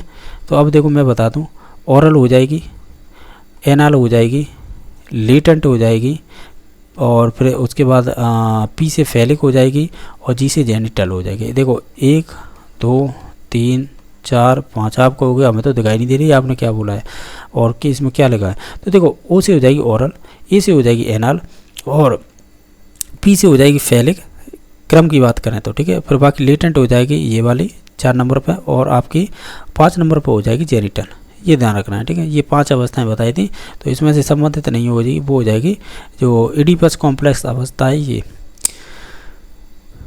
ओडीपस, इडीपस लिखा है यहाँ पर, ओडीपस लिखा है इन्होंने, ठीक है, इडीपस ही लिखा है, हालांकि इसमें ओ है, ओडीपस इस प्रकार होगा, हालांकि कोई मतलब नहीं है। ये तो आपकी फैलिक स्टेज है ना, ये वाली 1 2 तीसरे पे आता है फैलिक, तो ये फैलिक स्टेज है ना, इसकी विशेषता होती है ओडीपस ग्लैंड्स और आपकी इलेक्ट्रा ग्लैंड्स। तो आपको बता दूं, ओ आ रहा है तो इसका मतलब बॉय से संबंधित होती है, और ई से आ रहा है तो ये आपकी गर्ल से संबंधित होती है। यानी आप ऐसे कह सकते हैं, जो ओडीपस बॉय वाला है ना, ये तो आपकी है जो माता यानी महिला की तरफ अट्रैक्ट होता है, गर्ल है ये आपके फादर की तरफ अट्रैक्ट होती है, इस प्रकार की ये विशेषता होती है। ये फैलिक स्टेज होती है ना, उसकी फैलिक स्टेज की उम्र भी पूछ लेता है, 4 से 6 वर्ष मानी जाती है, ठीक है। नेक्स्ट क्वेश्चन नंबर है, बाल विकास में वातावरण की भूमिका फिल इन द ब्लैंक्स के द्वारा सबसे सही रूप से प्रतिबिंबित कर सकते हैं। तो आपको 4 ऑप्शन दे रखे हैं, इनमें से चूज करके बताइएगा। तो हम कहेंगे आदत निर्माण होगा ना, ये सबसे बेस्ट रहेगा, यानी बाल विकास में वातावरण की भूमिका है वो आदत निर्माण के द्वारा सही रूप से प्रतिबिंबित होती है। तो ऑप्शन नंबर डी सही हो जाएगा। क्वेश्चन नंबर 9 है कि विकास के नियम के रूप में कौन सा कथन सत्य नहीं है। विकास के लिए प्रत्येक अवस्था समान रूप से महत्वपूर्ण होती है। विकास परिपक्वता तथा सीखने का परिणाम है। विकास में व्यक्तिगत भिन्नता होती है। विकास के प्रारूप पूर्वानुमेय होते हैं। प्रेडिक्टेबल है ना यहाँ पर, ये भी बात सही है वैसे। अब देखते हैं, अब इनकी विशेषताओं में विशेषता निकालेंगे कैसे। प्रेडिक्टेबल होती है, ये बात सही है। व्यक्तिगत भिन्नता होती है, ये भी बात सही है। विकास है वो परिपक्वता यानी जिसे हम मैच्योरिटी बोलते हैं, और सीखने का परिणाम होता है। ये रीट 2011 से लेकर ही डायरेक्टली ये परिभाषा बार बार पूछी जाती है, एक तरह से स्टेटमेंट है। ये बात सही है, ये सही है, तो ये वाला फिर गलत हो जाएगा। विकास की प्रत्येक अवस्था समान रूप से महत्वपूर्ण नहीं होती है, भिन्न भिन्न रूप से महत्वपूर्ण होगी, ठीक है। तो ऑप्शन नंबर ए सही हो जाएगा, जो विशेषता नहीं होगा। क्वेश्चन नंबर नेक्स्ट है, नैतिक विकास का सिद्धांत किसके द्वारा प्रतिपादित किया गया था। ये लॉरेंस कोल्बर के द्वारा प्रतिपादित किया गया था। हालांकि ये अगर लॉरेंस कोल्बर ऑप्शन में ना हो, उसमें जीन पियाजे दे रखा हो, तो फिर ये राइट आंसर हो जाएगा, क्योंकि जीन पियाजे ने शुरुआत की थी, फिर उसके बाद इसी सिद्धांत को आगे बढ़ाया था आपके लॉरेंस कोल्बर ने, ठीक है। ये ध्यान रखना है, ये आपका एच टेट 2021-22 में पूछा हुआ क्वेश्चन है, मैंने खुद कराया इस वजह से मालूम है मुझे। नेक्स्ट है कि व्यवसाय चेन में व्यक्तिगत भिन्नता को निम्न द्वारा समझाया जा सकता है। तो आप यह कह सकते हैं व्यवसाय यानी इसे individual difference in career choice are the explain by. हम ये कहेंगे, क्या कहेंगे, इसे अविषमता में अंतर के आधार पर हम समझा सकते हैं, ठीक है। तो ऑप्शन नंबर डी सही हो जाएगा, क्योंकि व्यक्तिगत विभिन्नता है वो भी कैरियर को लेकर बात हो रही है, तो हम कहेंगे अविषमता में अंतर है। अब ये टेट परीक्षा देते हैं तो उसमें भी तो अविषमता ही देखते हैं हमारी, कितनी एबिलिटी है आपके अंदर किसी क्वेश्चन को सोल्व करने की। नेक्स्ट क्वेश्चन नंबर है, निम्न में से कौन सा बुद्धि का निष्पत्ति परीक्षण होता है जिसे परफॉर्मेंस टेस्ट बोलते हैं। और जैसे कि इसमें 4 ऑप्शन दे रखे हैं, इसमें से कौन सा होगा। ये क्वेश्चन बहुत अच्छे बनते हैं, तो ये संबंधित हो जाएगा आपके हम कहेंगे ये आपके भाटिया बैटरी परीक्षण है ना, उससे संबंधित हो जाएगा। एक जलोटा का भी आता है, वो भी ध्यान रखना। नेक्स्ट है, व्यक्तिगत भिन्नताओं की प्रगति के रूप में निम्न में से कौन सी अवधारणा सत्य नहीं है। व्यक्तिगत विभिन्नताओं के आधार पर, जैसे सामान्य, संभाव्यता, अधिगम, असामान्यता, विचलनशीलता, शील गुणों का अंतर संबंध। आप इस क्वेश्चन को देखेंगे कहीं ना कहीं इसमें से जो अधिगम समानता है ये नहीं हो सकती, यानी लर्निंग सिमिलरिटी है वो संबंधित नहीं होती है आपकी व्यक्तिगत विभिन्नता से, ये अलग अलग होती है, समानता नहीं होती, अलग अलग होती है। ठीक है, तो ऑप्शन नंबर बी सही हो जाएगा। क्वेश्चन नंबर नेक्स्ट है, व्यक्तित्व का शील गुणों का सिद्धांत प्रतिपादन नहीं किया है, किसने नहीं किया है? हालांकि देखा जाए तो जब शील गुणों की बात की जाती है तो हम केटल का नाम लेते हैं, तो रेमंड केटल तो संबंधित हैं। इसके अलावा आपके हेस आइजेंक है, इन्होंने भी कहीं ना कहीं बात की है, हालांकि इन्होंने बात की है किसकी, शील गुणों की। बाकी ये गार्डन लिख रखा है, इसे गॉर्डन लिख रखा है, देखिए हालांकि इसे गॉर्डन ऑलपोर्ट है, यानी तो नाम याद रखते हैं ऑलपोर्ट। ऑलपोर्ट ने अपनी परिभाषा दी थी, उसमें भी शील गुणों की बात की है, यानी व्यक्तित्व की। पॉल कोस्टा का रॉबर्ट मैक्रे है, इसने भी कही है बात, यानी ओवरऑल इन सभी ने बात की है शील गुणों की या व्यक्तित्व की। तो निश्चित तौर से ये क्वेश्चन बोनस किया गया होगा इसमें सभी को। नेक्स्ट है, कौन सा है व्यक्तित्व परीक्षण जो नैदानिक निदान के लिए वैध है? अब नैदानिक निदान के लिए वैध कौन सा है इसमें से, ये व्यक्तित्व से ही पूछा है, तो इसमें से हो जाएगी आपकी MPPI। ठीक है, यही होता है आपके क्लिनिक डायग्नोसिस। ठीक है, तो नैदानिक, तो ऑप्शन नंबर ए सही हो जाएगा। क्वेश्चन नंबर नेक्स्ट है, रॉबर्ट जे स्टर्नबर्ग द्वारा बुद्धि का कौन सा सिद्धांत है प्रतिपादित किया गया था? रॉबर्ट स्टर्नबर्ग वो व्यक्ति थे जिन्होंने त्रिचापीय सिद्धांत दिया था, जिसे ट्राइक थ्योरी बोलते हैं, यानी ट्राई आर्किक, इसे इंग्लिश में हिंदी में ऐसे लिखेंगे ट्राई आर्किक। ये ट्राई आर्किक थ्योरी है ना, इसे शायद त्रिचापी भी बोल देते हैं हिंदी में, और वैसे त्रिआयामी लिखा है, तो इसे वैसे त्रिआयामी सिद्धांत है, 3 डायमेंशनल, तो आपको गिलफोर्ड ने दिया था, आपको ध्यान होगा। पर ये इंग्लिश ट्रांसलेट को अब हिंदी में करेंगे ना तो फिर ऐसे ही निकल के आते हैं इनके पर्यायवाची लिखे हुए। ठीक है, यानी पर्यायवाची का मतलब जो हिंदी रूपांतरण करते हैं तो इसी प्रकार के निकलते आते हैं। तो ऑप्शन नंबर इसका ये सही हो जाएगा। बाकी द्विकारक है ये स्पीयरमैन का है, बहुकारक है ये थॉर्नडाइक का है, पदानुक्रम का सिद्धांत है ये आपका किसका है, हार्किक थ्योरी है। हालांकि मुझे ये अभी याद नहीं आ रहा, आएगा तो बता देंगे। नेक्स्ट क्वेश्चन नंबर है, जेपी गिलफोर्ड के अनुसार सृजनात्मकता बालकों की विशेषता इनमें से कौन सी नहीं है? चिंतन में समानुभूति, ये तो कोई लॉजिक नहीं है, पर अब देख लेते हैं। चिंतन में लचीलापन, समस्या के बहुत उत्तर, ये तो सही बात है। चिंतन में मौलिकता, ये भी बात सही है। तो फिर इसमें से क्या हो सकता है? चिंतन में लचीलापन ये भी हो सकता है, लेकिन चिंतन में समानुभूति नहीं होगी। ठीक है, तो ऑप्शन नंबर इसका 1 सही हो जाएगा। एम्पैथी इन थिंकिंग ये नहीं होती। ठीक है, तो ऑप्शन नंबर 1 सही हो जाएगा।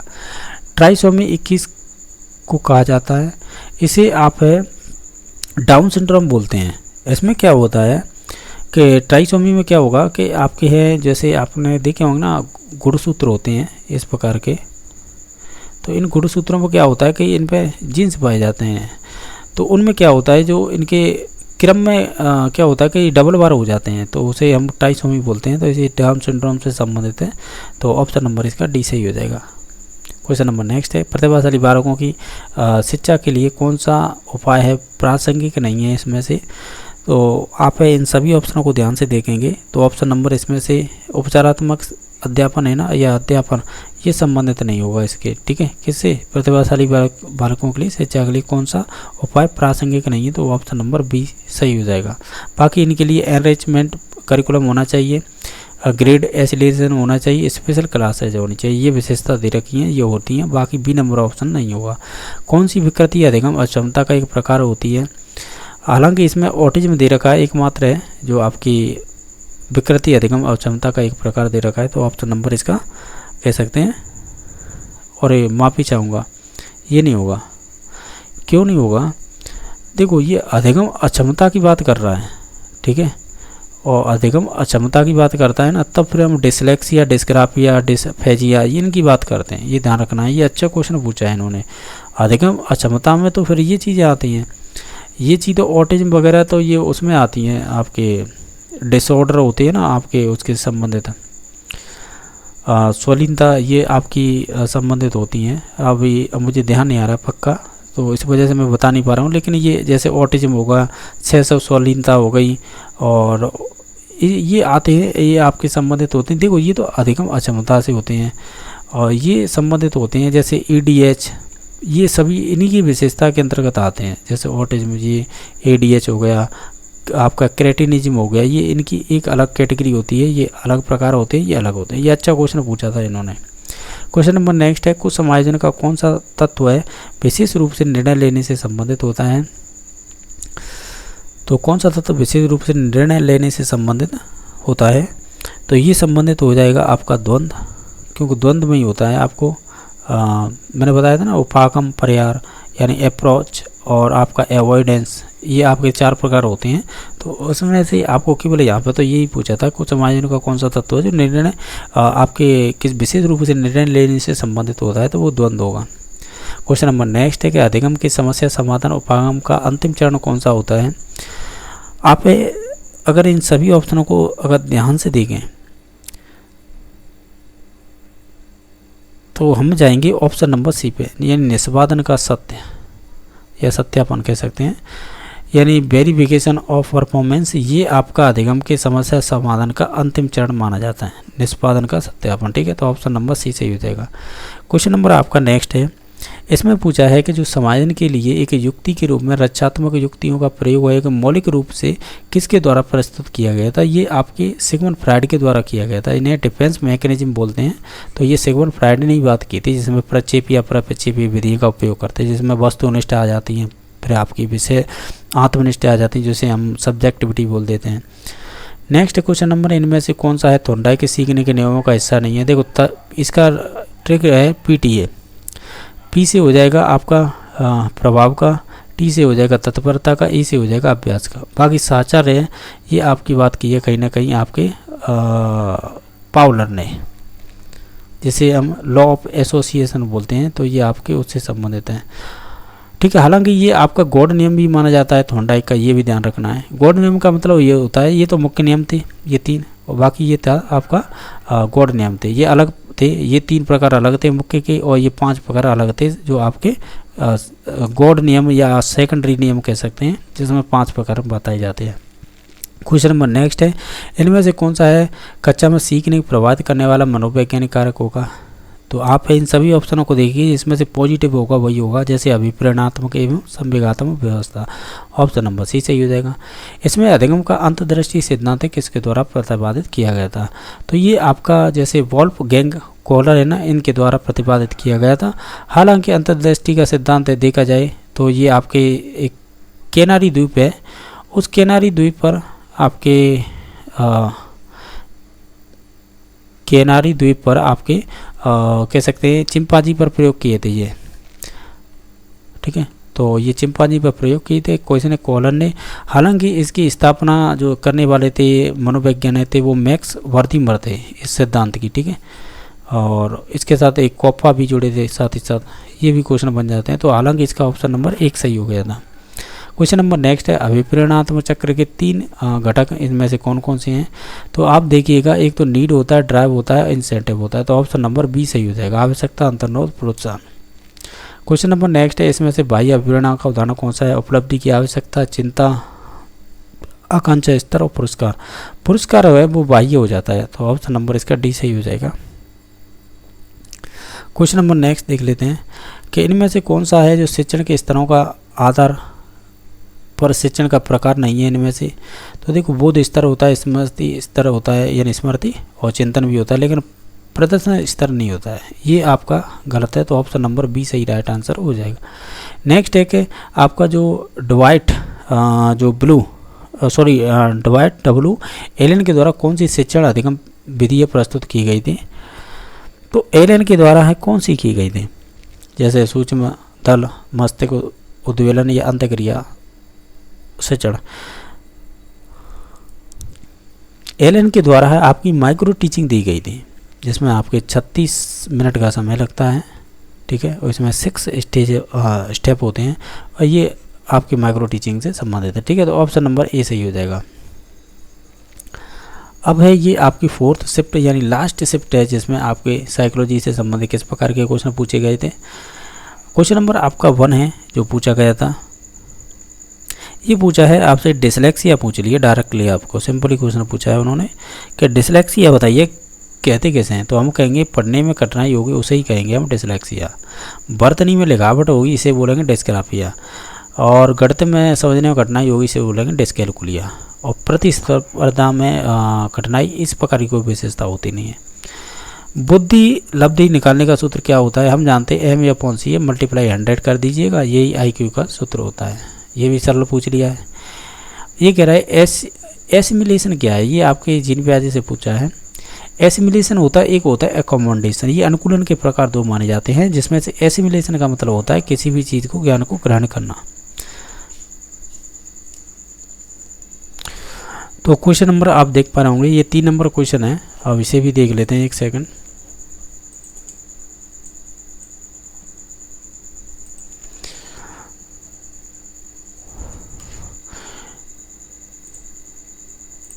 अब इस 3 नंबर क्वेश्चन में क्या पूछा गया वो देख लीजिएगा।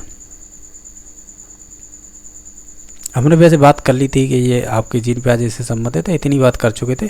अब बाकी अब इसका सॉल्यूशन देख लेते हैं। तो यानी आत्मसातीकरण या इसे ये एसिमिलेशन बोलते हैं। तो ये संबंधित किससे होता है, ये आपके जो भी ज्ञान ग्रहण करते हैं उससे ये संबंधित होता है। तो हम कहेंगे वर्तमान स्कीमा का प्रयोग कर बाह्य जगत के विश्लेषण के लिए होता है। तो ऑप्शन नंबर 1 सही हो जाएगा। बाकी ये ऑप्शन सब गलत दे रखे थे।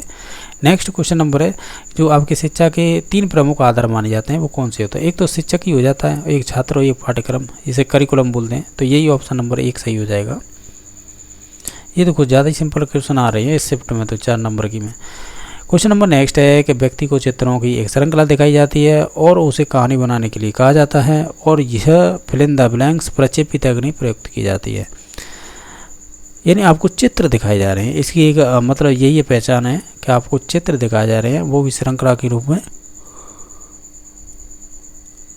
तो पहचान कीजिए ये किससे संबंधित, और आपको कहानी भी लिखवाई जा रही है। तो हम कहेंगे व्यक्ति को चित्रों की एक श्रृंखला दिखाई जाती है, तो वो आपके TAT से संबंधित हो जाएगा,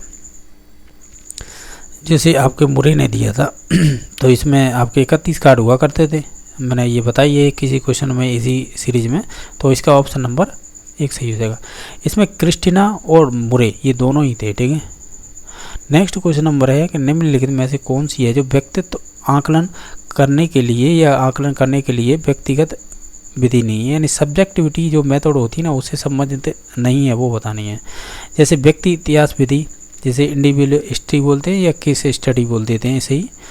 नेक्स्ट है साक्षात्कार तकनीकी या वस्तु सूची तकनीकी या आपकी निर्धारण मापनी। आप इन सभी ऑप्शनों में से देखेंगे। हमें तो ये बताना था कि इसमें से व्यक्तिगत विधि नहीं है, यानी जो सब्जेक्टिविटी मेथड है वो नहीं है। देखो व्यक्ति इतिहास विधि होती है, साक्षात्कार होती है, वस्तु सूची तकनीकी भी होती है, लेकिन निर्धारण तकनीकी नहीं होती। ये आपकी वस्तुनिष्ठ में आ जाएगी, यानी ऑब्जेक्टिविटी में। तो इसका ऑप्शन नंबर D सही हो जाएगा। नेक्स्ट क्वेश्चन नंबर है, इनमें से कौन सा है मानसिक मंदता वर्गीकरण के अंतर्गत नहीं आता है, जैसे हल्की मंदता, गंभीर मंदता, मध्यम मंदता या तीव्र मंदता। इसमें से कौन सा है वो संबंधित नहीं होगा। तो इसमें से जो संबंधित नहीं होगा इनमें से होगा तीव्र मंदता, ठीक है। ऑप्शन नंबर D सही हो जाएगा। नेक्स्ट क्वेश्चन नंबर है, RT एक्ट 2009 के अनुसार निम्नलिखित में से किस प्रमाण पत्र के बिना कोई विद्यालय स्थापित नहीं कर सकता है या नहीं किया जाएगा। तो हम कहेंगे इसमें से कि बिना मान्यता के आप स्थापित नहीं कर सकते। तो ऑप्शन नंबर B सही हो जाएगा। अनुभव द्वारा उत्पन्न व्यवहार या व्यवहारगत क्षमता में किसी भी अपेक्षाकृत स्थायी परिवर्तन को फिल इन द ब्लैंक्स कहते हैं। वैसे देखा जाए तो उसे तो हम क्या कहेंगे, अधिगमी कहेंगे। तो ऑप्शन नंबर A सही हो जाएगा। नेक्स्ट है कि निम्न में सीखने की प्रक्रिया में शामिल होता है। तो इसमें सभी हो जाएंगे, चाहे वो पर्यावरणीय हो, शारीरिक हो या मनोवैज्ञानिक हो। तो इसमें D हो जाएगा। नेक्स्ट क्वेश्चन नंबर देख लेते हैं कि 11 नंबर है कि वो निकटतम वातावरण है जिसमें व्यक्ति रहता है। तो व्यक्ति रहता है तो उसे तो हम माइक्रो बोलते हैं, सूक्ष्म प्रणाली। ये ब्रॉन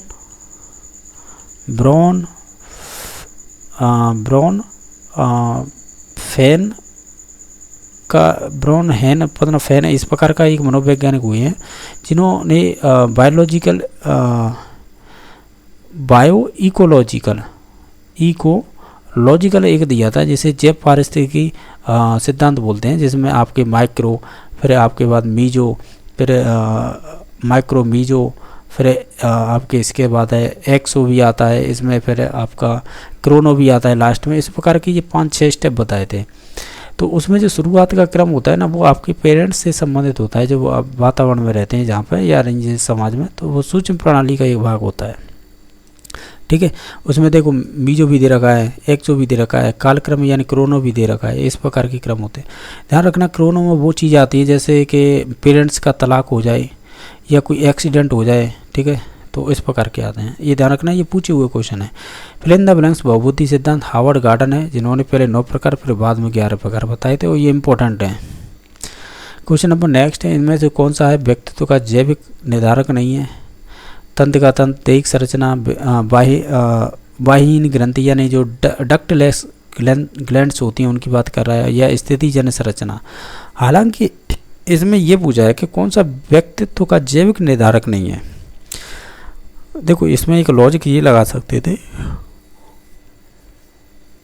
क्या लॉजिक लगाते? हम तो ये कहते कि जो सिचुएशन स्ट्रक्चर होती है ना, वो आपकी जैविक की निर्धारक नहीं होगी। बाकी आपका तंत्र का तंत्र, नर्वस सिस्टम, ये जैविक ही होता है। सोमेटिक स्ट्रक्चर यानी दैहिक संरचना होती है, यानी आपके ऐसे बोल सकते हैं, जब आप है आप ये पढ़ते होंगे हमारे पेरेंट्स हैं वैसे लक्षण हमारे अंदर आ जाते हैं। तो इसमें हम 40 गुणसूत्र पढ़ते हैं, जिसमें से 22 जोड़े तो आपके ये दैहिक संरचना वाले ही होते हैं, यानी जैसा हमारे पेरेंट्स का शरीर है वैसे ही हमारे हाथ पैर बन के आते हैं। लेकिन आपका 23वां जोड़ा होता है ना, वो XY होता है। अगर पुरुष है तो XY, महिला है तो XX हो जाएगा।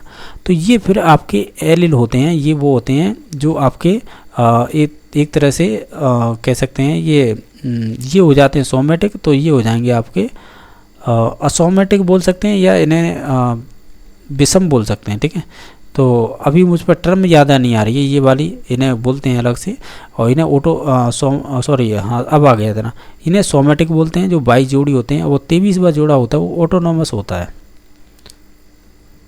ठीक है, यानी जो भिन्न विषम युग्म बोल सकते हैं, जिसमें XY होते हैं। तो निश्चित तौर से मैं जो बताने वाला था, ये जैविक होते हैं, ये भी जैविक होते हैं। डक्टिलेक्स मतलब होता है कि जिनमें आपको जिसमें वाहिनी नहीं पाई जाती है, यानी आप कह सकते हैं डक्ट नहीं पाई जाती, नलिका नहीं पाई जाती ग्रंथियों में, तो वो अंतःस्रावी होती हैं, आप भी जानते होंगे, जिनमें ग्रंथि नहीं पाई जाती है, नहीं नलिका नहीं पाई जाती। तो ये भी जैविक ही होता है। लेकिन स्थितिजन्य प्रोसेस वो होती है जो आपकी सिचुएशन के अकॉर्डिंग होती है, ये सभी चीज़ें, तो ये आपकी जैविक से संबंधित नहीं है। तो ऑप्शन नंबर डी सही हो जाएगा। कौन सा आनुवंशिकता का सामान्यतः नियम नहीं है इसमें से? जैसे आपका प्रोग्रेशन, रिग्रेशन, वेरिएशन, लाइका, बेजेट लाइका, यानी जैसे पैदा हुआ है। आप है इसमें से देखेंगे जो आपकी रिग्रेशन है ना, प्रतिपगमन, कहीं ना कहीं आप समायोजन शब्द पढ़ेंगे ना, उसमें बहुत सारी आती हैं विशेषताएं, जैसे रेशलाइजेशन क्या होता है, प्रतिगमन या रिग्रेशन क्या होता है, और भी इनके साथ टर्म आते हैं जैसे कि डिनाइल क्या होता है, और आपके बहुत सारे शब्द आते हैं। ठीक है, तो उनमें ये उससे संबंधित है, न कि ये आपके आनुवंशिकता के नियम से।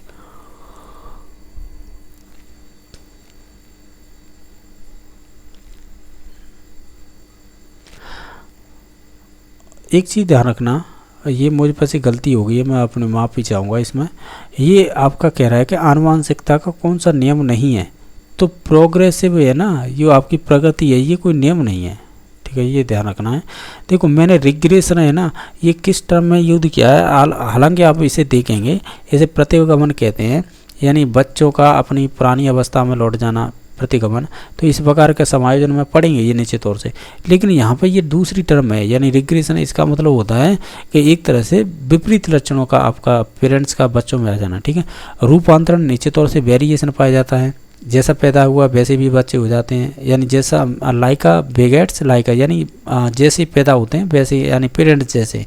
तो इसका राइट आंसर 1 नंबर होगा, यानी प्रोग्रेशन होती है ना, ये आपकी आनुवंशिकता के नियम में नहीं आते हैं। बाकी नेक्स्ट है RT एक्ट 2009 के अनुसार प्रारंभिक शिक्षा का अर्थ क्या होता है?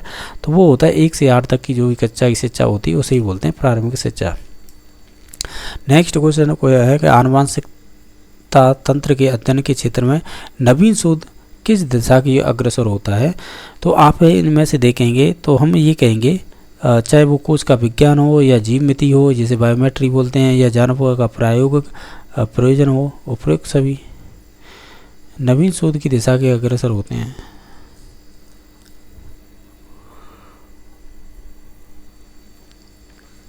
अब ये ध्यान रखना, ये क्वेश्चन बोनस किया गया था, ठीक है, ये सभी कथन इसके सही नहीं है। क्वेश्चन नंबर नेक्स्ट है, आरटी एक्ट 2009 में 9 के शिक्षकों के प्रति सप्ताह कितने घंटे कार्य करने होंगे? वो 45 घंटे करने होंगे, तो ऑप्शन नंबर बी सही हो जाएगा। नेक्स्ट क्वेश्चन नंबर आपका 18वां है, वो इस प्रकार पूछा है आपसे,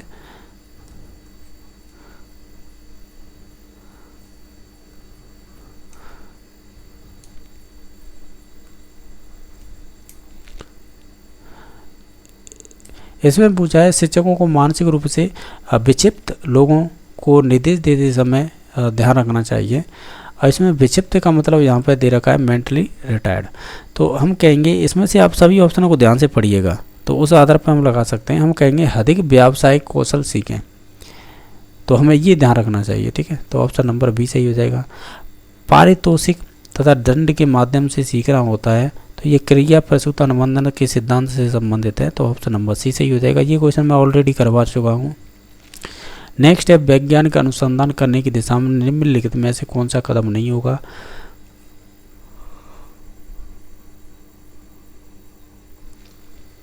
देखो, ये वैज्ञानिक अनुसंधान की बात कर रहा है, उसमें से एक कदम कौन सा नहीं है? तो देखो, इसमें से जैसे कि एक समस्या की अवधारणा ये हो सकता है, ठीक है, यानी वैज्ञानिक अनुसंधान का ये एक विशेषता होती है। आधार सामग्री एकत्र करना ये भी हो सकता है, लेकिन संशोधन शोध निष्कर्ष ये भी हो सकता है, लेकिन गतिशील दृष्टिकोण नहीं होगा, यानी डायनामिक अप्रोच नहीं हो सकती, ठीक है, तो ऑप्शन नंबर डी सही हो जाएगा। नेक्स्ट क्वेश्चन नंबर है, परीक्षण फिरेंदा ब्लैंक्स का संदर्भ दो भिन्न अवसरों पर एक ही परीक्षण पर किसी व्यक्ति द्वारा प्राप्त लब्धांकों की संगति, ये क्या कहलाती है? तो ये आपकी कहलाती है विश्वसनीयता। क्वेश्चन नंबर 22वां है, बच्चों को मुफ्त अनिवार्य शिक्षा का अधिकार किस अधिनियम के अंतर्गत दिया जाता है? वो आरटी एक्ट 2009 के अंतर्गत दिया जाता है। प्रतिभाशाली की पहचानों में हमें प्राथमिकता देनी चाहिए, किसे प्राथमिकता देनी चाहिए? तो आप देखेंगे इनमें से सभी ऑप्शनों को ध्यान से देखेंगे तो हम कहेंगे आप अपने वस्तुनिष्ठ और परीक्षा का परिणाम देंगे, यानी ये बहुत बार पूछा है, 2016 में रीट में पूछा हुआ क्वेश्चन है ये। 2015 की परीक्षा 16 में हुई थी, उसमें पूछा था यही क्वेश्चन। प्रतिभाशाली पहचान में हमें प्राथमिकता देनी चाहिए, तो वस्तुनिष्ठ परीक्षा का परिणाम को देनी चाहिए, यही ऑप्शन थे उसमें भी। फ्राइड के अनुसार व्यक्तित्व के प्राथमिक संरचनात्मक तत्व कौन से हैं? तो वो ये चेतन, अवचेतन और अचेतन, और सॉरी ये नहीं होगा क्योंकि ये क्वेश्चन उसने और टाइप से पूछा है। ये प्राथमिक संरचनात्मक तत्व होंगे, वो होंगे इड, ईगो, सुपर ईगो, ठीक है, तो ऑप्शन नंबर बी सही होगा। हालांकि इसकी भी बात की है, ये मन के प्रकार बताए थे उसने। नेक्स्ट है कि स्थिर अवस्था बनाए रखने के लिए शरीर की प्रवृत्ति कैसी होनी चाहिए? तो हम कहेंगे इसकी प्रवृत्ति होनी चाहिए आपकी समस्थिति। समस्थिति का मतलब होता है होम्योस्टैटिक, ऑप्शन नंबर 1 सही हो जाएगा। नेक्स्ट क्वेश्चन नंबर है, सीता एक डे केयर सेंटर में काम करती है, वेतन कम है और काम के घंटे लंबे हैं, और लेकिन आपकी क्या क्वेश्चन आगे कह रहा है, लेकिन वो बच्चों के आसपास है रहना पसंद करती है और उच्च वेतन वाली नौकरी की तलाश करने की इच्छा नहीं रखती है। सीता की यह प्रेरणा किस प्रकार की लगती है? तो हम कहेंगे ये संबंधित तो उसके आपके इंटरनल मोटिवेशन से संबंधित हो जाएगी, या इंटरनल ये चीज़ें हैं उसकी। नेक्स्ट क्वेश्चन नंबर है, जब कोई व्यक्ति ये सूचनाओं को संशोधित कर रहा होता है तो मस्तिष्क में चलने वाली मानसिक गतिविधि क्या कहलाती है? तो ये हम कहेंगे इस गतिविधि को आप विचारण कह सकते हैं, यानी थिंकिंग, ऑप्शन नंबर सी सही हो जाएगा। नेक्स्ट है, निम्नलिखित में से कौन सा संज्ञानात्मक कार्य पद्धति के स्वस्थ स्तर को बनाए रखने में मदद करने के लिए उपयुक्त नहीं है इसमें से? तो ये संबंधित हो जाएगा आपका आसीन जीवन शैली, तो ऑप्शन नंबर ए सही हो जाएगा, यानी आपकी सेडेंटरी लाइफ स्टाइल, ये आपके संबंधित नहीं होगी संज्ञानात्मक कार्य पद्धति से। नेक्स्ट है आपके जीवन अस्तित्व के संघर्ष और उत्तर जीविता की एक सतत कह सकते हैं प्रस्तुत करना, यानी सतत श्रृंखला को प्रस्तुत करना, किसके द्वारा आप ये कहा गया है? जीवन अस्तित्व संघर्ष और उत्तर जीविता एक सतत श्रृंखला प्रस्तुत की गई, ये किसका स्टेटमेंट है? तो ये संबंधित हो जाएगा आपके डार्विन का, ठीक है। नेक्स्ट देख लेते हैं क्वेश्चन नंबर, ये हालांकि बायोलॉजी का है, 12th क्लास का बायोलॉजी पढ़ते हैं ना, उसमें दे रखा है। क्वेश्चन नंबर नेक्स्ट है, ब्याज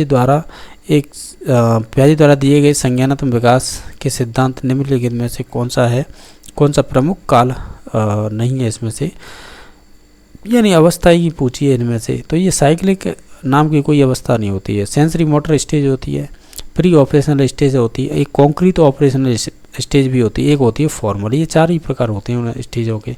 तो इसमें से डी नंबर ऑप्शन है वो प्रकार नहीं होगा। ठीक है, इस प्रकार हमने यह देखो आपके प्राइमरी के जो क्वेश्चन पूछे गए थे वो भी हमने देख लिए थे 30 क्वेश्चन। ठीक है, L1 के 30 क्वेश्चन देख लिए थे। बाकी आपके ये लेवल 2 है, और लेवल 2 में तो आपको मालूम 2 सब्जेक्ट चलती हैं, एक तो SST और साइंस मैथ। तो इनके भी हमने L2 के देख लिए थे। इनके हमने 3 सितंबर के 90 क्वेश्चन, और 90 और 30 ये आपके 120 क्वेश्चन हो जाते हैं। ये तो आपके साइको के देख लिए थे। ठीक है, और जो अन्य बच रहे हैं हम उन्हें देख लेंगे।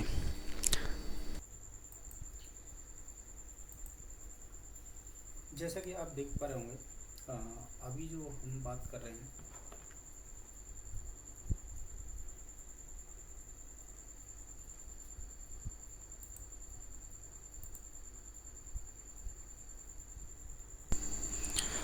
और जैसा कि आप देख पा रहे होंगे अभी जो हम बात करेंगे वो आपके जो नेक्स्ट, अब तक हमने जो भी क्वेश्चन किए थे वो आपके CDP से संबंधित थे।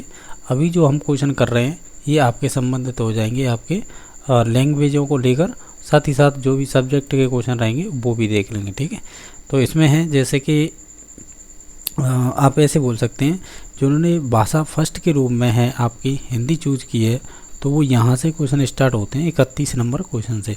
तो इसमें देख लेते हैं किस प्रकार के क्वेश्चन पूछे गए थे। जैसे बात करें क्वेश्चन नंबर 31 की, कि भाषा कौशलों में से अभिव्यक्ति कौशल कौन सा होता है। तो एक तो आपका बोलना होगा और साथ ही साथ लिखना, तो ऑप्शन नंबर C सही हो जाएगा।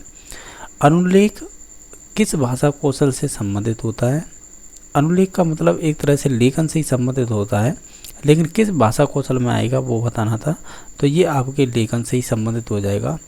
बाकी लिखवा कौन है, जिसे हम रिकॉर्ड प्लेयर बोलते हैं, ये किस प्रकार की अधिगम सामग्री हो जाएगी, ये श्रव्य सामग्री हो जाएगी जिसे सुन सकते हैं। भाषा प्रयोगशाला के अनुभाग में सम्मिलित नहीं होता है, इसमें से चूज करना है।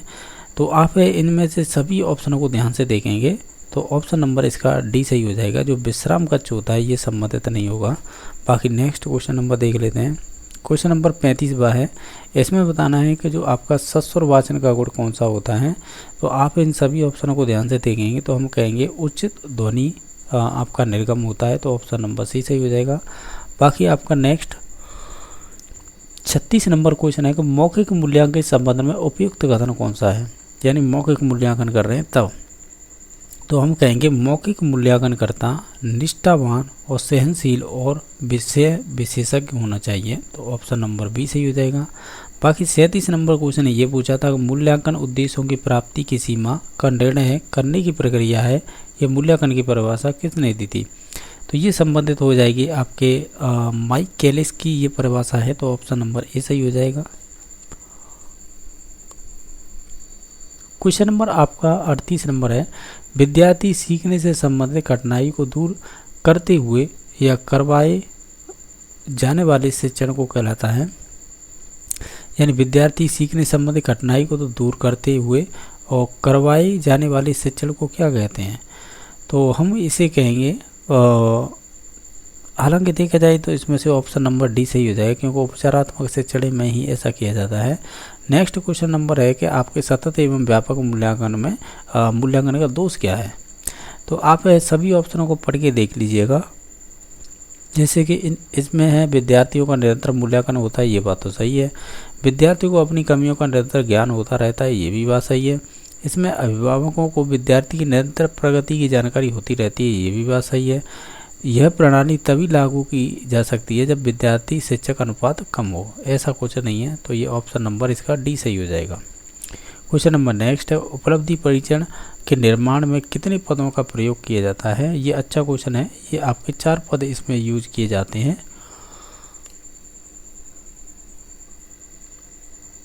अब क्वेश्चन नंबर आपका है 41 नंबर, किंडरगार्टन शिक्षण विधि के संबंध में कौन सा कथन सही है। तो हम कहेंगे इसमें से कि भाषा के जो व्याकरण एवं साहित्य की शिक्षा इस विधि से नहीं दी जा सकती है। और बाकी ये शिक्षाएं कौन सा कथन, सत्य कथन है। तो ऑप्शन नंबर इसका डी सही हो जाएगा कि यानी इस के द्वारा है भाषा के व्याकरण और साहित्य की शिक्षा इस विधि से नहीं दी जा सकती। ठीक है, तो इसका ऑप्शन नंबर डी सही हो जाएगा। बाकी ये कथन गलत थे, यानी जैसे ये मनोवैज्ञानिक है लेकिन ये मनोवैज्ञानिक है, ये उच्च माध्यमिक, ये उच्च माध्यमिक नहीं, जो प्राइमरी में पढ़ने वाले छोटे किंडरगार्टन वाले बच्चे होते हैं, प्री प्राइमरी बोल सकते हैं, उनके लिए होते हैं। ये कुक महोदय ने इस विधि को निश्चित रूप प्रदान किया था, कुक ने नहीं दिया था, ये किंडरगार्टन है, ये आपकी संबंधित है। ये कुक तो आपकी खेल विधि से संबंधित है। ठीक है, तो इसका ऑप्शन नंबर डी सही हो जाएगा। बाकी 42 नंबर क्वेश्चन इस प्रकार पूछा था कि बेसिक शिक्षा प्रणाली में भाषा की शिक्षा निम्नलिखित में से किस माध्यम में दी जाती है। तो बेसिक शिक्षा प्रणाली है तो वो तो आपकी, आप कह सकते हैं यानी जो आपका सामाजिक परिवेश है ना, उससे ही संबंधित है। यानी जो आप क्षेत्रीय बोली की बात कर सकते हैं, जैसे इलाके में रह रहे हो उसी भाषा में आपकी शिक्षा दी जा सकती है। और आपकी जो आपकी नई शिक्षा नीति है 2020, तो निश्चित तौर से वो भी इसी बात को कहती है। नेक्स्ट क्वेश्चन नंबर है कि भाषा शिक्षण के संदर्भ में वैयक्तिक अनुदेशन प्रणाली की क्या सीमा होती है। तो आप इन सभी ऑप्शनों को देखेंगे तो हम ये कहेंगे ये शिक्षण प्रणाली अधिक विद्यार्थियों वाली बड़ी कक्षा में अध्यापन के लिए उपयोगी नहीं होती है, और हमें यही सीमा बतानी थी। तो ऑप्शन नंबर डी सही हो जाएगा। बाकी इसके कथन ये सही हो जाएंगे। विद्यार्थी को भाषा के तत्वों का ज्ञान प्रभावी रूप से करवाया जाता है, इसमें विद्यार्थी भाषाई कौशल में दक्ष हो जाते हैं, व्यक्ति से शिक्षण पर अधिक बल दिया जाता है। ये सभी कथन सही थे। जो सीमा इसकी थी यानी जो लिमिटेशन थी वो डी नंबर ऑप्शन हो जाएगा। इनमें से कौन सा है परिविक्षित अध्यापन और पागम का सोपान नहीं है इसमें से। तो आप इन सभी ऑप्शनों को ध्यान से देखेंगे तो इसमें से ऑप्शन नंबर डी सही हो जाएगा। यानी कलात्मक प्रायोजना है ये संबंधित नहीं होगी आपके परिविक्षित अध्यापन और पागम से। बाकी इसमें अध्यापन का कार्य आवंटित किया जाता है, अध्यापन हेतु निर्देश दिए जाते हैं, विद्यार्थी द्वारा स्वाध्याय और शिक्षक द्वारा मार्गदर्शन दिया जाता है। तो ऑप्शन नंबर डी सही हो जाएगा। क्वेश्चन नंबर 45 है कि सर्वप्रथम सरल तथा समान आकृति के वर्णों को लिखवाना प्रारंभ कराए, उल्लेखित इस बात का स्तर विद्यार्थी हेतु की गई है। ये किससे संबंधित है। तो ये आपका कथन हो जाएगा आपके प्राथमिक स्तर की बात कही गई है। ये आपको अपकृत्य का ध्यान से दे रखा है, इसी के आधार पर आपको ग्रामर संबंधी क्वेश्चन पूछे जाएंगे। जैसे ये कह रहा है सदैव का संधि विच्छेद क्या होगा।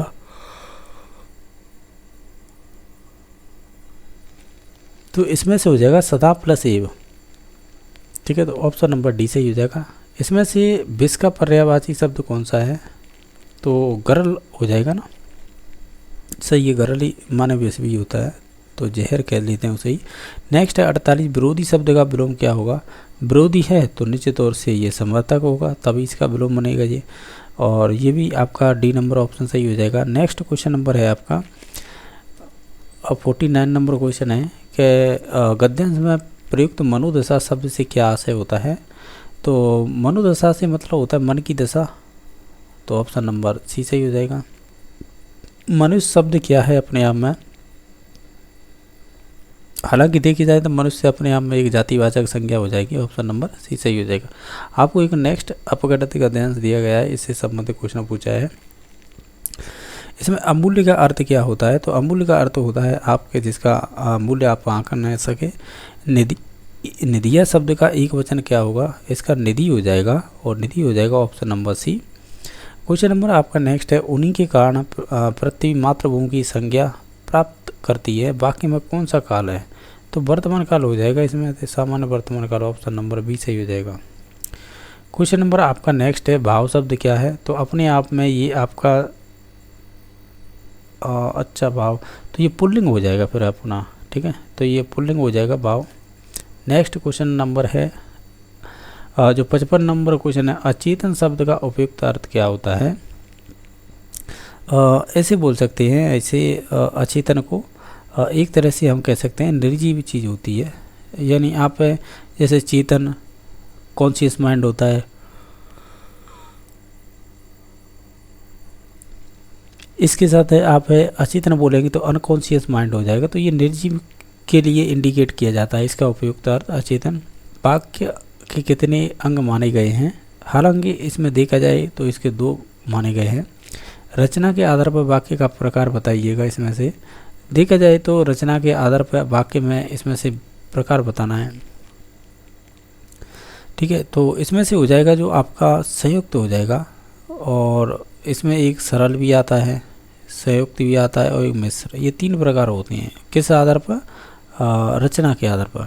और अर्थ के आधार पर पूछा जाए आपसे तो अर्थ के आधार पर आपके 8 प्रकार होते हैं। ठीक है, जिनमें से एक विधानार्थक दे रखा ना, ये संबंधित होता है अर्थ के आधार पर। इसमें प्रश्नवाचक भी आ जाते हैं, विधानवाचक आ जाते हैं, और आपके सात्वक। इसमें 8 प्रकार अन्य प्रकार के होते हैं। हालांकि इसका ऑप्शन नंबर सी सही होगा। 2 शब्दों को जोड़ने के लिए प्रयुक्त विराम चिन्ह कौन सा होता है?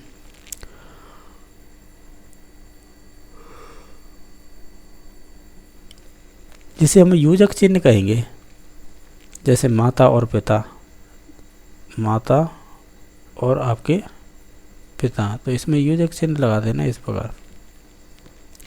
क्वेश्चन नंबर डाक के 3 पात लोकांक्ति का अर्थ कौन सा होगा इसमें से? तो इसमें से हो जाएगा वो आपका हो जाएगा सदा एक जैसी स्थिति बनी रहना। बहुत लज्जित होना के लिए मुहावरे का अर्थ क्या होगा? तो इसे कहेंगे हम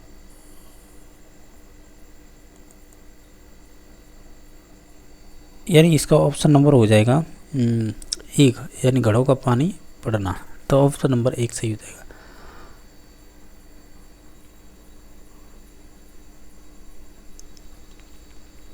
ये जो अभी हमने क्वेश्चन किए थे वो संबंधित थे आपके, ऐसे बोल सकते हैं, जिन्होंने भाषा फर्स्ट ली थी। अब हम सेकंड भाषा को ले रहे हैं, हिंदी को, जिससे कि आपके साथ ही साथ एक ही साथ क्वेश्चन सॉल्व कर लें। जो जैसे फर्स्ट लैंग्वेज ली थी और जैसे सेकंड लैंग्वेज ली होगी तो उसमें भी हिंदी आती है, तो उन्हीं क्वेश्चनों को देख रहे हैं अब हम।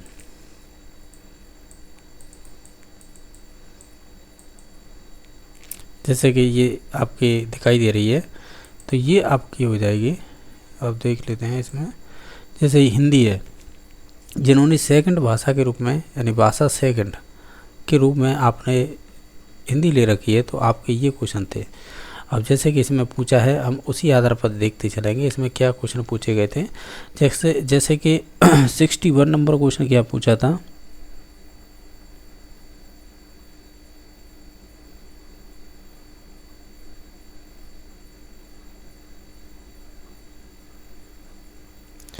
और 61 नंबर क्वेश्चन पूछा था आपसे। ये स्टेटमेंट दे रखा है कोई, ये किसका है ये पूछा था।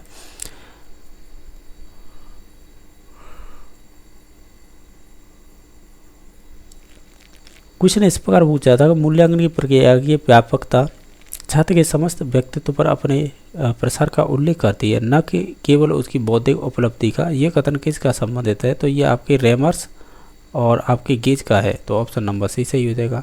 उपचारात्मक शिक्षण का सत्य कथन कौन सा है? तो इसमें से देखें तो ऑप्शन नंबर डी सही हो जाएगा। उपचारात्मक शिक्षण है व्यक्तिगत अधिक होता है, तो ये कहना इसका सही हो जाएगा, तो ऑप्शन नंबर इसका डी सही हो जाएगा।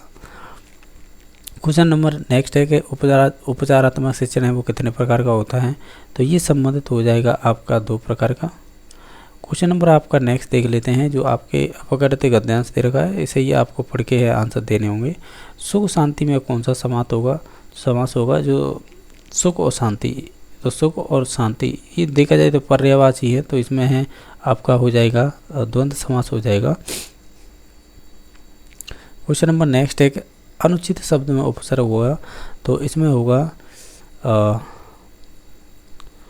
देखो अनु प्लस उचित करेंगे तो ये अनुचित बनता है, तो इसका फिर ऑप्शन नंबर सी सही हो जाएगा। स्वार्थियों शब्द का एक वचन होगा, स्वार्थी हो जाएगा, फिर इसका ऑप्शन नंबर डी सही हो जाएगा।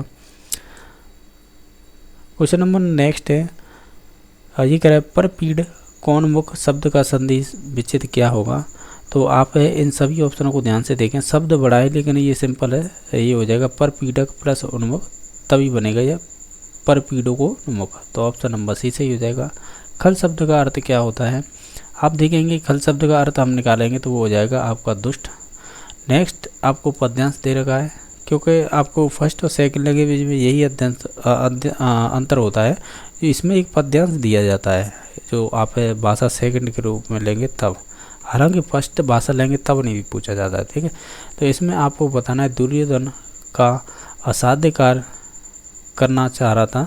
आप इस जब पद्यांश को पढ़ेंगे तब इसका सेंस निकल के आएगा कि वो हरि को बांधने का। नेक्स्ट क्वेश्चन नंबर है मनुष्य पर नाश के छाने का क्या प्रभाव पड़ता है। तो हम कहेंगे वो है आपके मनुष्य का विवेक मर जाता है। निम्नलिखित में से पंक्तियों में से किस पंक्ति में नाद सौंदर्य है। तो आप देखेंगे इसमें से ऑप्शन नंबर बी सही हो जाएगा। अप्रयोग गद्यांश की भाषा कैसी है। तो हम कहेंगे ये आपकी संस्कृति निष्ठ हो जाएगी, और संस्कृति निष्ठ हिंदी ऑप्शन नंबर ए। पद्यांश का मुख्य वर्णित क्या था। तो इसमें वर्णित था आपका कह सकते हैं हरि के विराट की शक्ति। आश्रित उपवाक्य का भेद नहीं है इसमें से। तो आप देखेंगे इसमें से हम कहेंगे जो प्रधान उपवाक्य है वो नहीं होगा, बाकी संज्ञा उपवाक्य होगा, विशेषण उपवाक्य होगा, क्रिया विशेषण उपवाक्य होगा। इसमें से आपको मिश्र वाक्य बताना है इसमें से कौन सा है। तो आप देखेंगे इसमें से ऑप्शन नंबर इसका सी सही हो जाएगा। अब यूँ हो जाएगा कि नंदिनी ने कहा कि मैं जयपुर नहीं जाऊंगी, ये एक वाक्य होता है, दूसरा उपवाक्य होता है, ये आपका ऑप्शन नंबर सी सही हो जाएगा। शालिनी घर से जाती है, वाक्य में कौन सा कारक है। तो ये अलग हो रही है, तो अपादान कारक हो जाएगा इसमें से। क्वेश्चन नंबर नेक्स्ट है धोता चना बाजे घना लोकांकित का अर्थ क्या होता है। हम कहेंगे ये आपके गुणहीन व्यक्ति अधिक आडंबर करता है। नेक्स्ट क्वेश्चन नंबर है कि अत्यंत ईर्ष्या करना के अर्थ में आपका मुहावरा क्या होगा। तब हम कहेंगे ये संबंधित होगा छाती पर सांप लौटना। नेक्स्ट क्वेश्चन नंबर है कि हार्वर्ड द्वारा स्थापित सहसंबंध विधि के चिंतन को आगे किस विद्वान ने बढ़ाया था। तो ये संबंधित हो जाएंगे आपके जिलर। तो ऑप्शन नंबर सी सही हो जाएगा। मोंटेसरी शिक्षण विधि के संबंध में कौन सा कथन सही है। हम कहेंगे मोंटेसरी विधि से पढ़ने से पहले लिखना सिखाया जाता है। क्वेश्चन नंबर आपका 81 है कि अभिक्रमित अनुदेशन विधि का सिद्धांत किससे संबंधित है और ये किस सिद्धांत पर लागू होता है। तो हम कहेंगे क्रमिक लघु पदों का ये सिद्धांत कहलाता है। नेक्स्ट है सूक्ष्म शिक्षण उपागम का उद्देश्य और लक्ष्य बताइएगा। तो हम कहेंगे इसका उद्देश्य और लक्ष्य हो जाएंगे कि शिक्षण प्रशिक्षण यानी प्रशिक्षणार्थियों के व्यवहार में परिवर्तन से संबंधित होती है। तो ऑप्शन नंबर इसका बी सही हो जाएगा। क्वेश्चन नंबर नेक्स्ट है कि इनमें से भाषा शिक्षण के मूल उद्देश्यों में जो भाषाई दक्षता प्राप्त करने का आधार क्या होता है। तो हम कहेंगे इसमें से जैसे कि इसमें से ऑप्शन नंबर कच्चा वार भाषाई दक्षता हो जाएगी और पारिवारिक पृष्ठभूमि की भाषा की दक्षता हो जाएगी। ऑप्शन नंबर इसका सी और डी दोनों हो जाएंगे। क्वेश्चन नंबर नेक्स्ट है इसमें से द्रुत वाचन का किसका प्रकार है, यानी द्रुत वाचन है वो किसका प्रकार है। तो ये संबंधित हो जाएगा आपके मौन वाचन का। नेक्स्ट क्वेश्चन नंबर है आपका 85, इनमें से कौन सा अशुद्ध वर्तनी है। जैसे लिपि का पूर्ण ज्ञान होना, लेखन में सावधानी और शुद्ध उच्चारण या व्याकरण का अधूरा ज्ञान। आपसे पूछा गया है उस आधार पर हम देखें इसमें से अशुद्ध वर्तनी का कारण होगा व्याकरण का अधूरा ज्ञान। ऑप्शन नंबर डी सही हो जाएगा। भाषा शिक्षण में पाठ्य पुस्तक क्या है। तो वो साधन होती है, ठीक है। भाषा शिक्षण में सबसे कम महत्व की अधिगम सामग्री कौन सी होगी। तो वो निश्चित तौर से आपकी हो जाएगी मानचित्र। इनमें से प्रक्षेपक सामग्री नहीं है। तो देखो स्लाइड प्रोजेक्टर हो जाएगा, ग्रामोफोन नहीं होगा, बाकी ओवरहेड प्रोजेक्टर हो जाएगा, एपिडाइस्कोप हो जाएगा। इसका ऑप्शन नंबर बी सही हो जाएगा। मूल्यांकन के पक्ष में सम्मिलित होते हैं। तो हम कहेंगे इसमें से हो जाएगा आपका ज्ञानात्मक पक्ष। बाकी मानसिक योग्यता का परीक्षण किया जाता है। तो हम कहेंगे वो आपकी बुद्धि परीक्षण होता है एक तरह से। तो ऑप्शन नंबर 2 सही हो जाएगा। इस प्रकार ये आपके हिंदी के 30 क्वेश्चन पूछे गए थे सेकंड भाषा में। अभी हम देख लेते हैं जो आपकी संस्कृत किस प्रकार की पूछी गई थी फर्स्ट भाषा के रूप में, तो वो देख लेंगे। साथ ही साथ आपके संस्कृत में अगर सेकंड लैंग्वेज के रूप में किस प्रकार के क्वेश्चन बने तो वो भी देख लेंगे। जैसे कि ये है, जिन्होंने भी संस्कृत फर्स्ट भाषा के रूप में चूज की है तो उन्हें ये वाले क्वेश्चन करने होते हैं। तो देख लेते हैं इसमें किस प्रकार के क्वेश्चन पूछे गए हैं।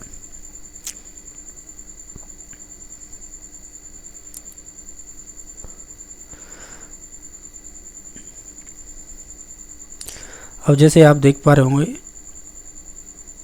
जिसमें आपका पहला क्वेश्चन पूछा गया है जो 31 नंबर का है। ये कह रहा है प्राचीन यूनानी दार्शनिक सुकरात महोदय केन विधिना समाज उपदेश अददात, यानी जो आपके यूनानी दार्शनिक रहे हैं सुकरात, उन्होंने किस विधि से संबंधित रखा है या दी है उन्होंने, तो उन्होंने प्रश्नोत्तर विधि दी है। ये साइकोलॉजी में हम पढ़ते हैं। संस्कृत शिक्षण कोअपि विधि मात्र विधि इति नामना ज्ञायते, यानी ऐसी कौन सी विधि है जो आपकी मात्र विधि के नाम से जानी जाती है। तो आप इनमें से देखेंगे तो ऑप्शन नंबर इसका बी सही हो जाएगा, यानी प्रत्यक्ष विधि को कहते हैं। ठीक है, नेक्स्ट क्वेश्चन नंबर है कि कर्णाभ्याम श्रवणम मुखेन च भाषणम उपावि आधारय स्तः, ये कह सकते हैं। इसमें होगा आपका राइट आंसर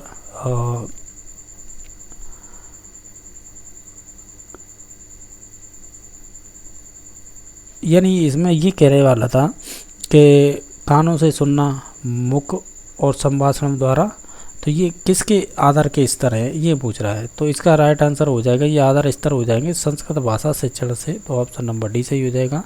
भाषा कौशलेषु अंतिम कौशल कौन सा है, वो लेखनम होगा, तो ऑप्शन नंबर बी सही हो जाएगा। क्वेश्चन नंबर नेक्स्ट है संस्कृत अध्यापन से दृश्य साधनेषु सर्वोत्तम साधन, यानी इसमें से दृश्य साधन सर्वश्रेष्ठ कौन सा है, तो आप देखेंगे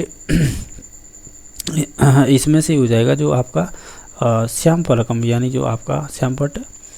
इसमें से बता रहे हैं निम्नलिखितेषु भाषा शिक्षण से प्रमुख साधनम अस्ति, भाषा शिक्षण का इसमें से कौन सा एक अच्छा साधन रहेगा साधन के रूप में, तो आप ऐसे बोल सकते हैं इसमें से सबसे बेस्ट रहेगा पाठ्य पुस्तक। नेक्स्ट है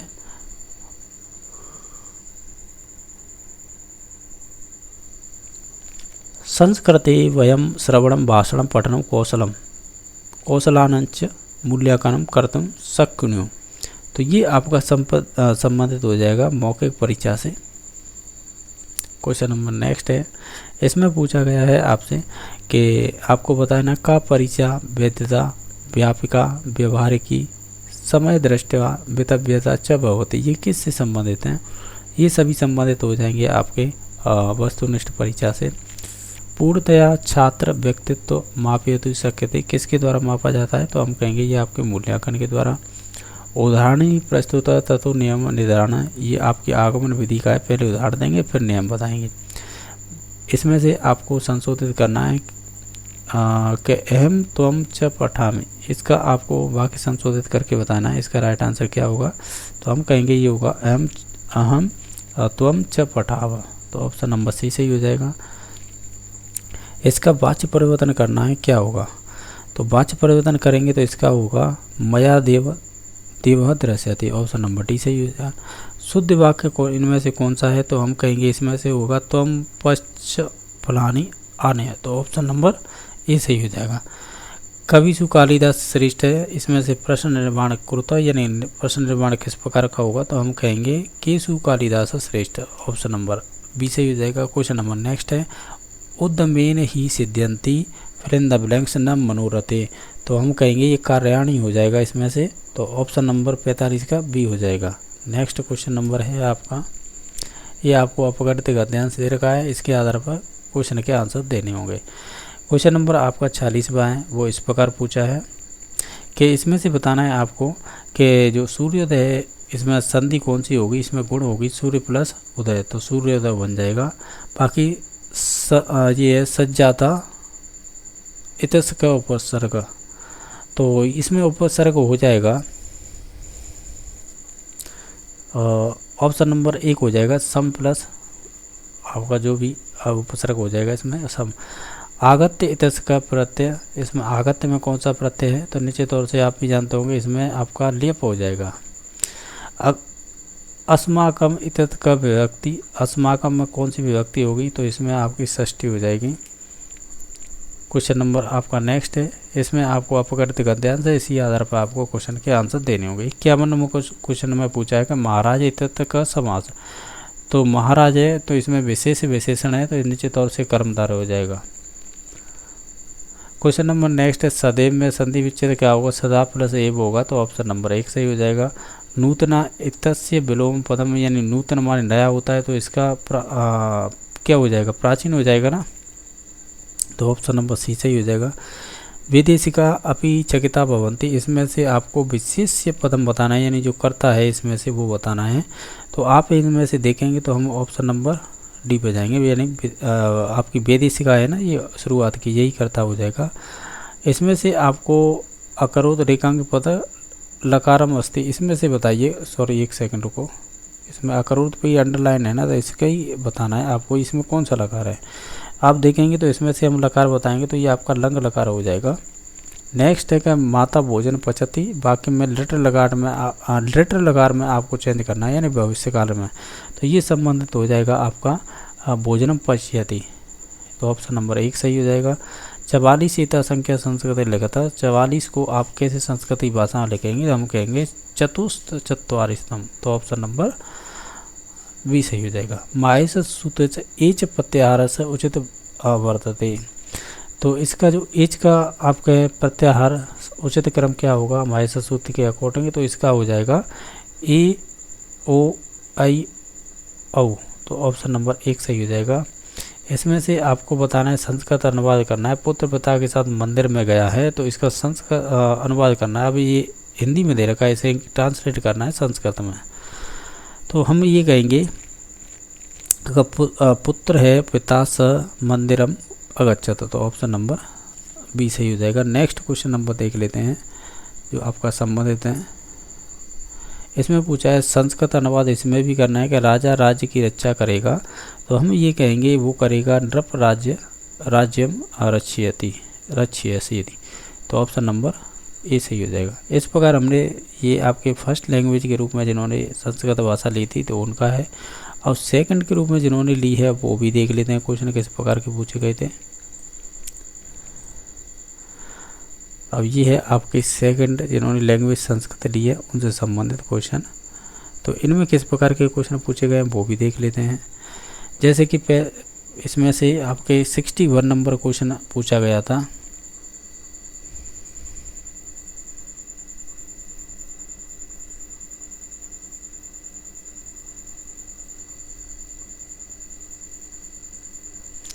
तो हम देख लेते हैं इसमें किस प्रकार के क्वेश्चन पूछे गए थे। 61 नंबर क्वेश्चन है जो संबंधित है आपके। इसमें पूछा है ये कह रहा है कि उपचारात्मक से चढ़े उपचार कारक की तरह से भवते, तो हम कहेंगे छात्र स्तरानुसारम, तो ऑप्शन नंबर 1 सही हो जाएगा इसका। नेक्स्ट क्वेश्चन नंबर है संस्कृते चतुर्विध भाषा कौशलेषु तृतीय कौशलम अस्ति, तो हम LSRW, तो इसमें तीसरा कौशल होगा वो आपका रीडिंग होगा, यानी पढ़ना, तो पठन कौशल डी नंबर ऑप्शन हो जाएगा।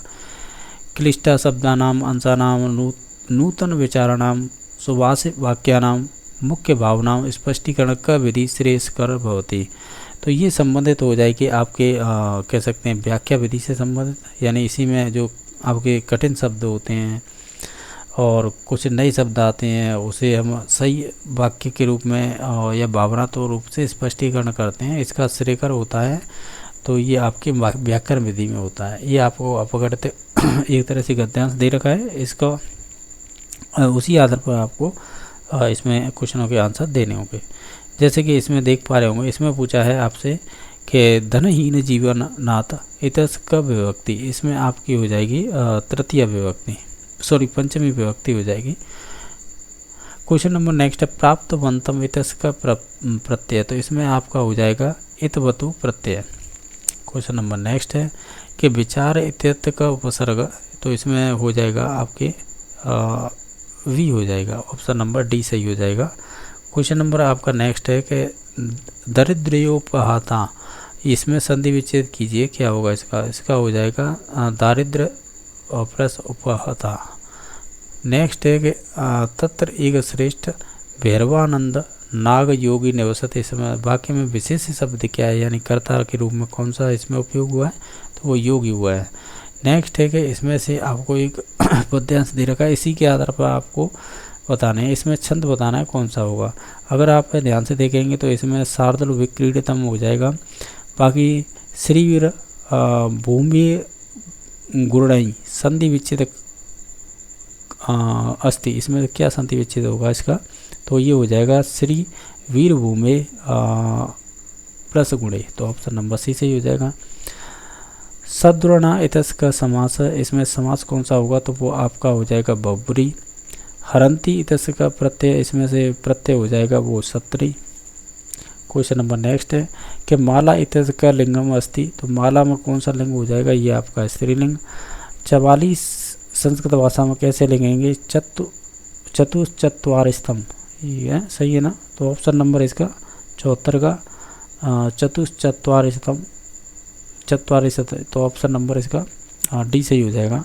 7:30 वादन विद्यालय गच्छति लिखेंगे संस्कृत लिखते, यानी आपको है 7:30 को कैसे लिखेंगे, तो 7:30 को हम संस्कृत में लिखेंगे सार्ध सप्तवादने, ऑप्शन नंबर सी सही हो जाएगा।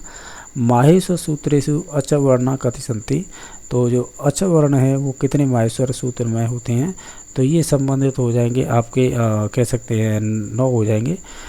मन सत्य से शुद्ध होता है, तो वाक्य में संस्कृत अनुवाद कीजिएगा, इसे अनुवाद करेंगे तो ये बन के आएगा मन सत्येन शुद्धयति।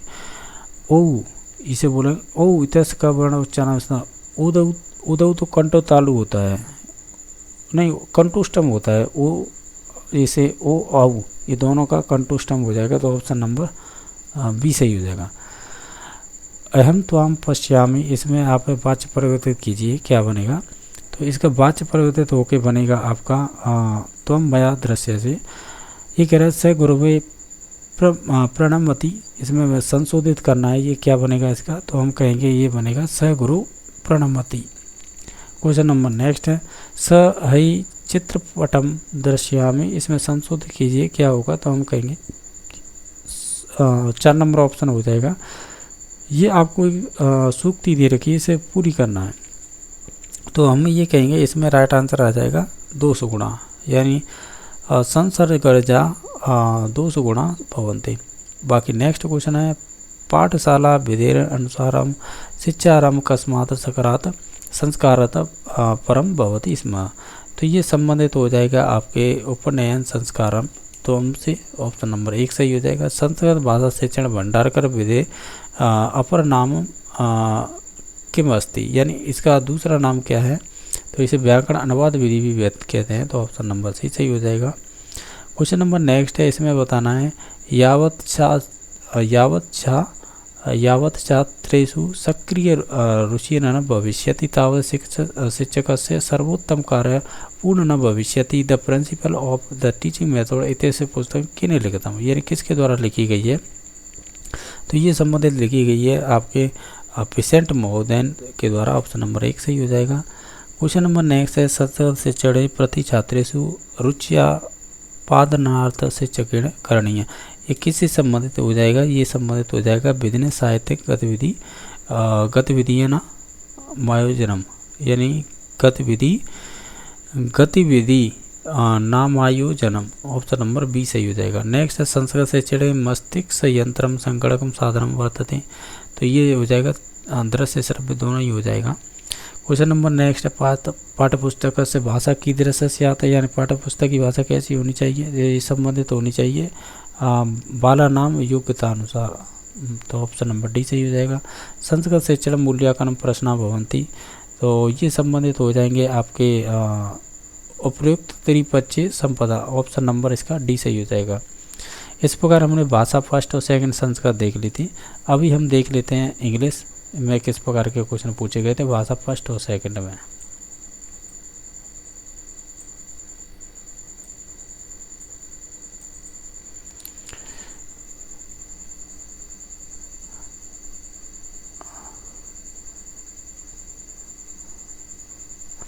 अब देख पा रहे होंगे जिन्होंने लैंग्वेज फर्स्ट संस्कृत हिंदी हो गई,